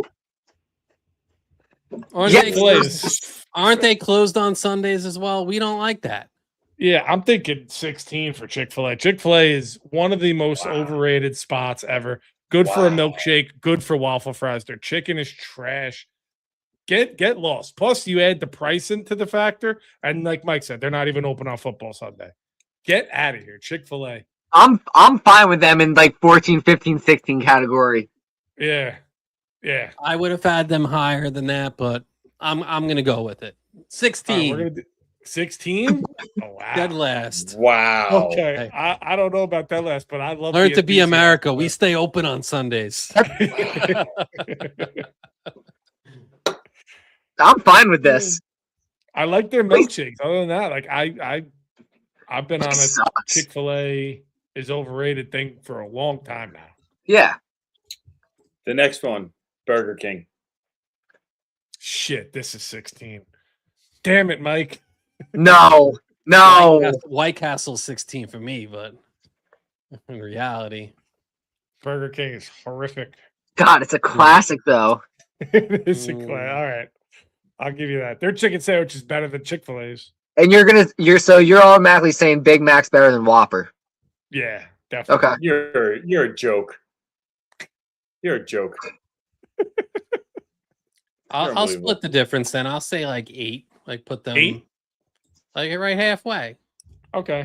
A little bit of for 8. respect for being one of the biggest chains and The Whopper's good. Their fries are historically bad. You're unbelievable. Their fries, there's nothing to it. You're unbelievable. They're terrible.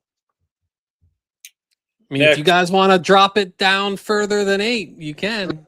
I'm Nope, fine. just snipped it. It's done. Next, Sonic. Ooh. We probably should have put Chick-fil-A around like 13 or something. Yeah, I'm regretting Yup. the Chick-fil-A one now. You're Chick-fil-A just not- got good. I'm gonna alright. stick up for Sonic a little. I feel like you have to upgrade them a bit because they're like desserts, like the ice creams, the shakes. I feel like they're pretty good stuff. I just feel like here in New York on Long Island, when they expanded here, everyone just overhyped it so much that now everybody hates it. And I'll be honest, I haven't had Sonic in 25 years. I had it in Florida one time on spring break freshman year. So All right, whatever Butch, you guys take- pick take this the- one. Oh, 'cause I Butch have no doesn't do idea. this. He created it, right? Yeah. Oh, that's dirty. I don't like that. He's Yeah, a Kane, what do you There's got? no way. He's an absolute monster. Yeah, he is. He's a horrible human. Go jump in the Everglades at night. Do yourself a favor. Go ahead, put Sonic. We could put Pick Sonic it- at pick like it, Kane. 14. Sure, 14.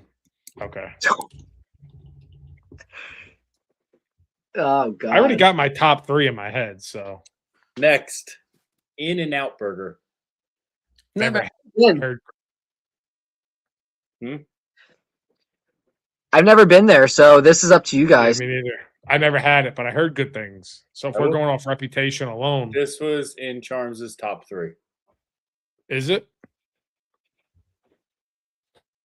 Mm. I'm gonna take your expert opinion on this one.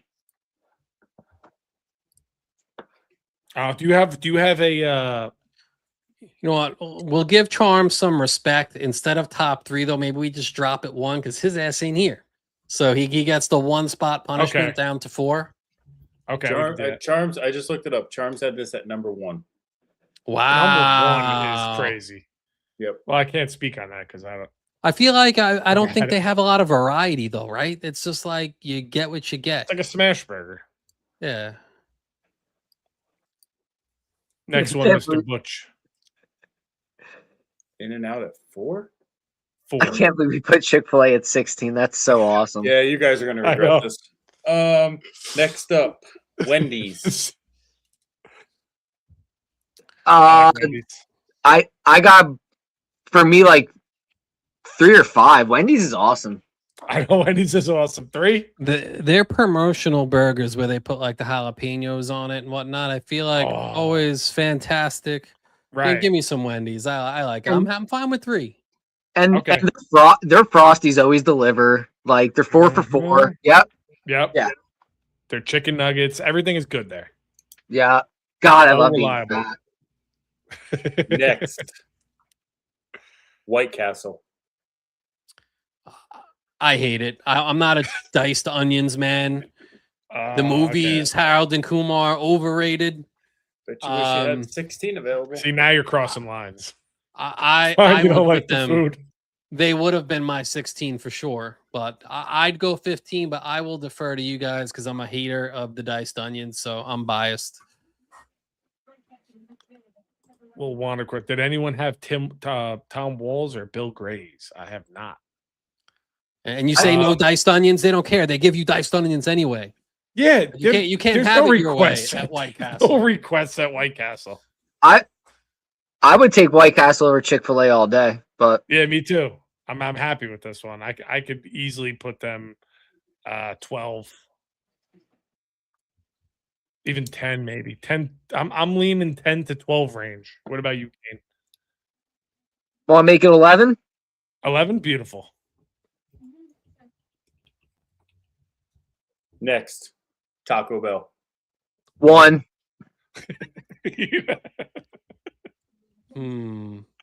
You got outruled 2 out of 3, Mike. Doesn't matter. I wouldn't have had them 1. My 1 is yet to be mentioned. I'm also is Seth gonna pull out like a Wawa or Sheets or like is that considered No, fast he's food not- for you? He's not gonna. No, he's not I gonna. would have had top 5 for sure for Taco Bell. I don't know about 1, but Do you want I Do you respect. want to put it at 2? We could do No, 2. because wanna do you 2? guys aren't going to agree with my 1. You'll probably think it's disgusting. So you Okay. can leave it at 1. You guys were very firm in that right away. No Yeah. hesitation. Yeah. The Crunchwrap Supreme is Unbelievable. It's See, the unbelievable. problem with the Diablo sauce, you take a bite, Diablo. and they just did the trip. Did you have the triple double Crunchwrap? Not It's yet, not yet. It's $5.99. It's cheaper than the normal. Like, come on, are we? I'm done. I mean, if we're going prices right now, it's pretty hard to beat Taco Bell for what you get. I'll give you that. But if I have a quesadilla and it's Taco Bell, I wish I had a real quesadilla from the Taco Island truck near me. If I have a burrito from Taco Bell, course. I'm wishing it was a real big thick boy from the Taco Island truck as well. Oh, Shout hey, out, yo. shout out Hey, to Taco yo. Island. So Yeah, but All you right. can say that about anything. When you have a burger at McDonald's, you want a real burger from a burger place. not necessarily. Not Yes. necessarily. I'll fight you on that. Next Next up, one, Mr. Butch. Whataburger. Oh, Never had. what is it? Whataburger. Oh no, I think I have had this in the city. These are very expensive for small little burgers. So I could shit on this. This could be 15 for me. I never had it. When you think of burger places, Five Guys is better than those ones. Five Guys burgers solid. Yeah. All right, Whataburger 15. Did you guys ever have it? No. Okay, so 15. It's a very expensive fast food place where you have the fries don't come with the burger. The burger's like a 4-ounce burger. It's trash. Next up, Bojangles. Never had a Bojangles, Never had a Bojangles. but I heard they're great. I heard it's really, really good. Great chicken spot. Charms I've heard it's has the best. Bojangles at 3. Yeah, I've heard Bojangles is the best of the chicken It's big down spots right now. south. Yeah, it's big down south. I heard their gravy is It's great. moving its way up. It's moving. The its streets way are up. talk. The streets talk to me. So should we just listen to Charms on this one? Well, we can't put it. I'm not putting it at 2. Yeah, 5 or 6. we could put it. Yeah, I was gonna say 6 or 7. Let's put it at 7. Charms isn't here. 7. The other Next mics, up. other mics have taken over. Next up, Bojangles. Dairy Queen. Oh, All right. This is a hot take for me. Dairy Queen would have been my number 1. The flamethrower burger is the best fast food burger there is. It's sloppy, it's spicy, it's delicious. I love it. Their shakes, like their whatever they're called their ice cream, it's all delicious. I don't know what that sound was. you're Sure. going to jail. How fucking dare you come on here and say I a fucking Dairy love Queen it. burger? No, I know it's a hot take that no one else agrees with. I drive past the DQ bar and grill all the time. It's empty. People aren't online. My wife I will wonder not why. eat there. But hey, I like what I like. Charms. I has love how at it wasn't 16. even the ice cream for you. I It won't wasn't be like, shamed. oh man, I love their milkshakes. No, it was their Their ice flavored cream hot is good burger. too. The flamethrower burger. Go get yourself a flamethrower burger and come back and talk to me. Do you like spicy shit? Yeah, and It's I'm good. not above it. I'm not And above you can get like the double or triple patty flamethrower burger. I'm not Diabetes. above it. Charms has it at 16. it. Yeah, I've- I do that. To be honest, I've never really had their food. They have good ice cream. It's definitely better than Chick-fil-A. Yeah, I'll put it unbelievable. above Sonic, but because of their ice cream. Charms had In-N-Out Burger at 1 Yeah, or and Dairy In-N-Out Queen at whatever. 16. He's a moron. You know what? We'll Oh, cut the difference. Me and Kane have it low. Mike had it as his number 1. We'll split the difference and put it right there at 9. Wow. Okay, I'll take it. Wow. Okay.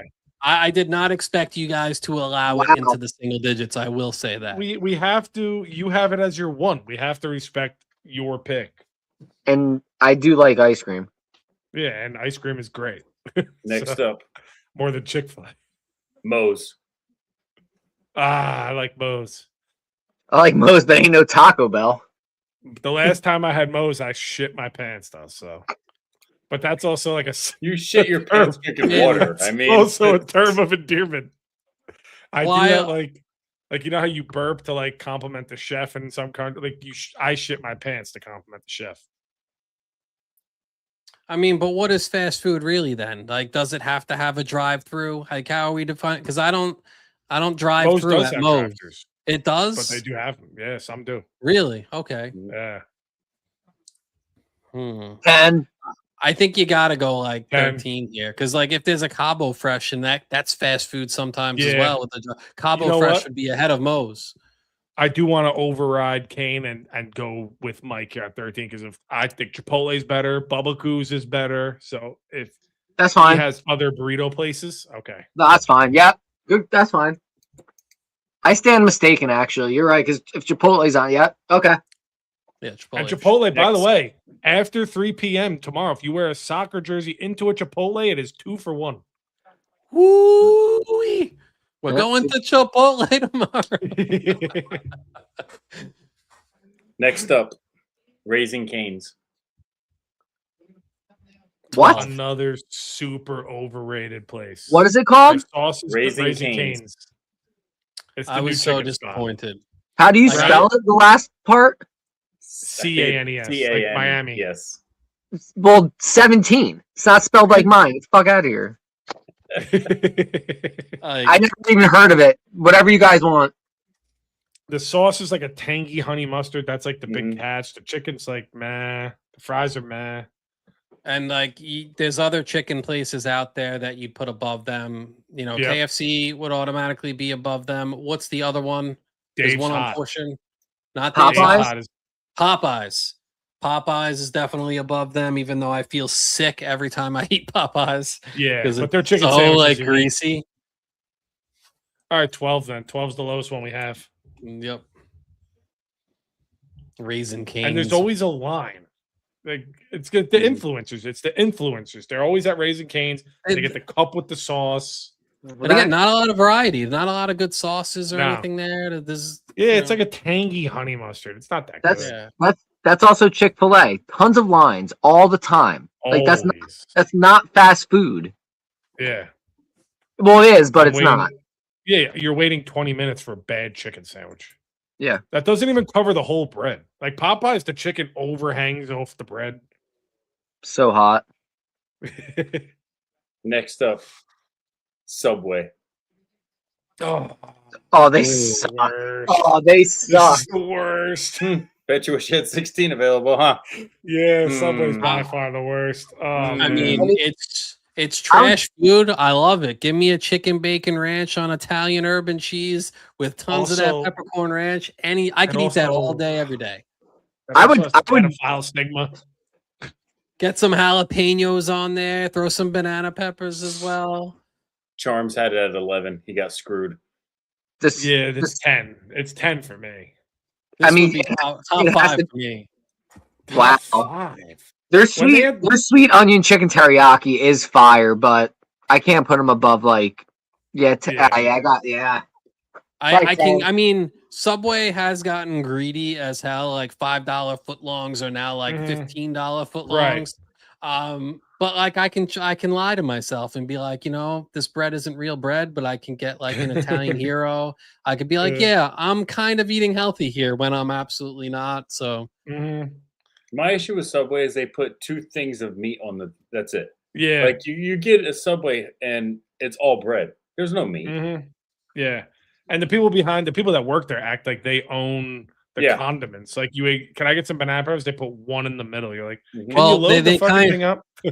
they kind of do. There's actually a whole last week tonight with John Oliver episode on this with how terrible Subway is to their franchise owners. Like it never own or franchise a Subway. It's like really? slave work. It's terrible. Yeah.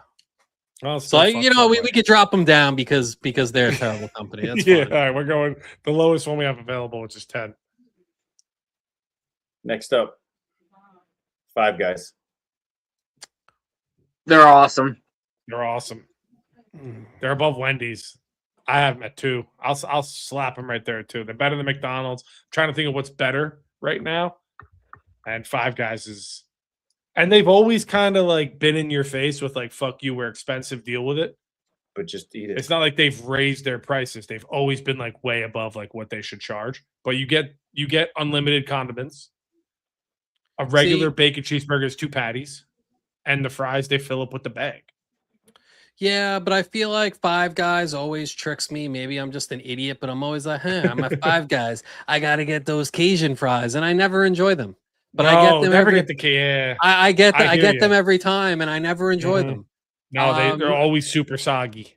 And listen, you can argue price, but I went to Wawa last week and got a hoagie, a Gatorade, and a bag of chips and paid $19. I went to Right. Five Guys and got a cheeseburger, fries, and a drink and paid $18. Right. And their milkshakes are great too. But that's what I was saying was like right out the gate, they were like, fuck you, this is our price. It's our price. It's good we're, food. We're You're gonna expensive, deal spend with it. Yeah.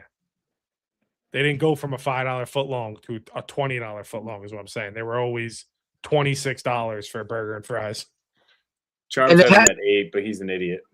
Yeah, Charles is an they idiot. have the best burger. Yeah. Yep. I like how they don't fully melt the cheese, then they put the tin foil over it so it melts. Yeah. 2 or 5 at this point. All right, Mike, you're the decider. You're the last leg here.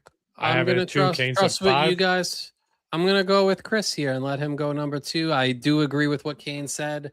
There is something to say about them having the highest quality burger, probably of all the fast food places we've named here. So yeah, go 2. Why not? Okay. Might regret it very soon, but we'll see. Because what I was he's gonna say, got. who would you have above it? We have McDonald's left, obviously. All right, we'll stick with 2. Mike, And Butch, go ahead. I'll give you. I'll give it to you. McDonald's.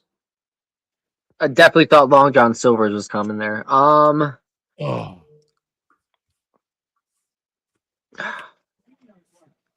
I'll just say this, not for me, but since I have 2 kids, 7 and about to be 4, the Happy Meal sucks. It is expensive as shit. it's so pricey. Like,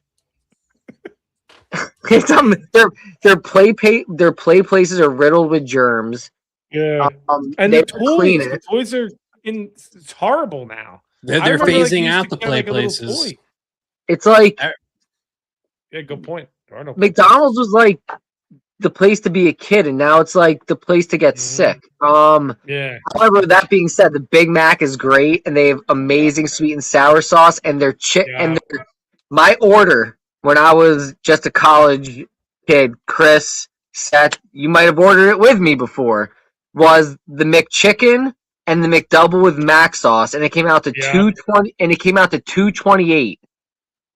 Those days are no longer.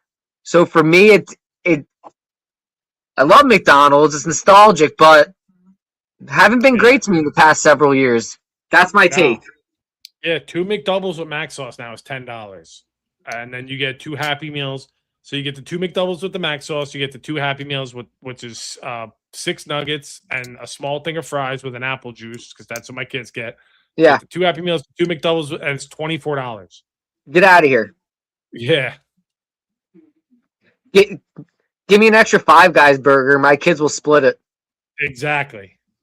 I mean, now, like you said, that double McDouble with the mac sauce is incredible. While you're eating it, elite. Elite. And there's something about the Golden Arches. Yeah. Yep. Very American. Very American. Did you ever see the And we're in movie the World Founder? Cup right now. Kate, Go did you ever see see the some of movie these teams. Founder? What's up? Did you ever see the movie Founder with Michael Keaton? Yeah. Good movie. It's for World Cup. It's so American, and Yeah. we should send some of these teams over there to try the 20-piece McNugget with the sweet and sour sauce, which it is the GOAT sweet and sour sauce. It's different colors. Yep. That used to be my order: the 2 McDoubles with mac sauce and a 20-piece. I'm telling you, it is goated. I just don't know what Seth has in his back pocket, or else I put this at. I feel like a Pizza Hut is coming here or something. Which they have a buffet. Interested for the new Pizza Hut. I'm interested. The CEO, he's bringing it back. I don't know what he has in his back pocket. Like, does he have a Long John Silver's or a Hardee's or a? I don't know. Checkers hasn't even been mentioned yet. I'm fine with whatever. We're not last week where it was 2 and 15. We're 5 and 6 right now. It's Morocco and Brazil right there. That's right. Yeah. All right. So Put him McDonald's at 5. 5? Just because it's so American and it's the World Cup and we play tomorrow. Let's go. Yeah, we need a top 5 here. Yeah, we could use some Big Macs. All right, Butcher. What's our Charms had McDonald's at 2. Yeah, Charms likes McDonald's. He's a McDonald's guy. And your number 6 pick for fast food is Jersey Mike's. Thank God we had that above Subway. I'm okay with this. I'm okay with this. Me too. It doesn't. Chick-fil-A. I'm happy Chick-fil-A is 16. We made our stand. So if you can't read it, we have Taco Bell 1, 5 Guys 2, Wendy's 3, In-N-Out 4, 5 McDonald's 6, Jersey Mike's 7, Bojangles 8, Burger King 9, Dairy Queen 10, Subway 11, White Castle 12, Raising Cane's 13, Moe's 14, Sonic 15, Whataburger and 16, Chick-fil-A. I love this list. This list is great. Now, do you want to hear Charms' list? I feel much better about this list than last week's. So we'll go 1 to 16 with Charms. Number 1, he's got In-N-Out, 2 McDonald's, 3 Bojangles, 4 Moe's, 5 Taco Bell, 6 Chick-fil-A, 7 Jersey Mike's, 8 Five Guys, 9 Raising Cane's, 10 Wendy's, 11 Subway, 12 Sonic, 13 Burger King, 14 White Castle, 15 Whataburger, and 16 Dairy Queen. Chris, I don't know if Wander is still here, but I feel vindicated a bit because Wander had Dairy Queen at 3. Vindication. did. It makes me feel so much better about what happened here today because I was pretty upset. He had Sonic at 2. I mean, I don't mind that. I mean, he likes his ice cream clearly. So Who had Sonic at 2? Charms? No.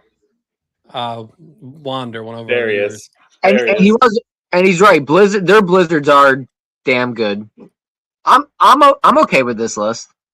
Yeah, I like it. Charms also had a few of those places I never had, so I can't go against him too much there. But Big down south guy. yeah. Charms also bougie as hell. Who was his one? He has Chick-fil-A way too high. I don't. He has like In and Out at like 1, Chick-fil-A. McDonald's at 2. He's got Moe's at 4 though. Yeah, that's a mistake. Now, not on the list, but if I can throw you guys a curveball just because I'm genuinely curious about this. Between Domino's, Papa John's, and Pizza Hut, do you guys have an order? Yeah, Little Ooh. Caesars. Ooh, I mean, Little Caesars is disgusting. they're How old dare school. you. Little dare Caesars used to have this football pizza for like the Super Bowl. They would have like the laces and the sauce on top of the pizza. And I don't know what was in that sauce, but it was crack. It was so good. For me, if Pizza Hut's offering the buffet, Pizza Hut's number 1 for me. Seth knows how I feel about buffets. If Pizza Hut comes back. Now, if you had what's the other pizza buffet place? Cece's? Cece's. Have you had Cece's? I had pizza. The Pizza Hut buffet was better. Yeah. I had Cece's, and then when it went to the movie, I didn't catch much of the movie. So Pizza Hut can hold that role. I mean, I wouldn't feel safe touching a buffet at like a place like Pizza Hut. It's probably so disgusting. Like you don't know me, but I'm a very unsafe person. It's like going to Walmart and just licking like the floor. Yeah, you gotta have a strong stomach. I've done that on late Saturday nights. So if you didn't see my hair earlier, I'm a very unsafe person. That's just how I am. So buffets and me, we go together. Yeah. Been to the bar with Kane. He's not, yeah. Everything he's saying, I vouch for. Hell yeah. All right. That's our good list. Well done, Seth. Well done. Yeah. That's a beautiful did you guys pick a parlay pick? I mean, I got Ghana winning, so Ghana winning it all? No, just this week. Let me pull up a sports book real quick. Let me just see if we can get a parlay going. World Cup edition. Oh. All right, so I'll read you off some lists for the games tomorrow. Canada's minus 120, Bosnia plus 360, USA minus 105, Paraguay plus 310. Those are too bad. Brazil minus 155, Morocco plus 470. Wow. That's a good value.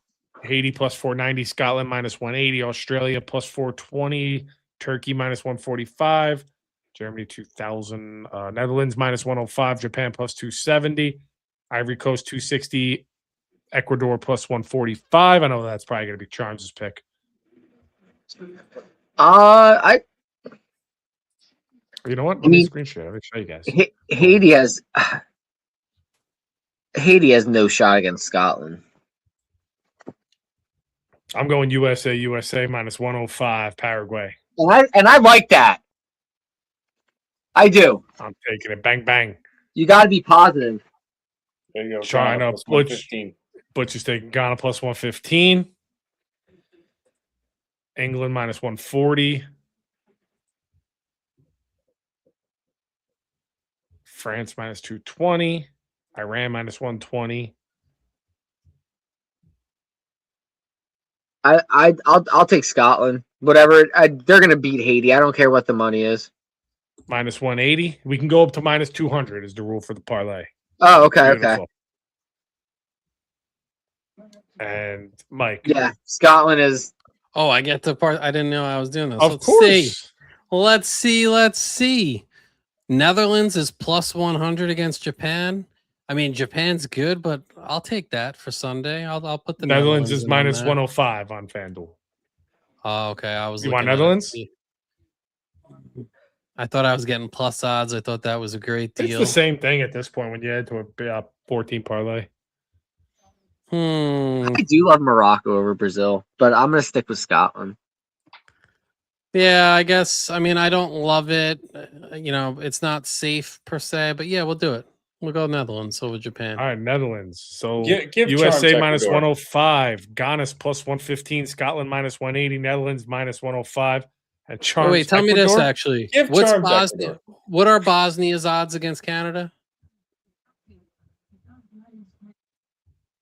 Plus 360. Switch it to Bosnia.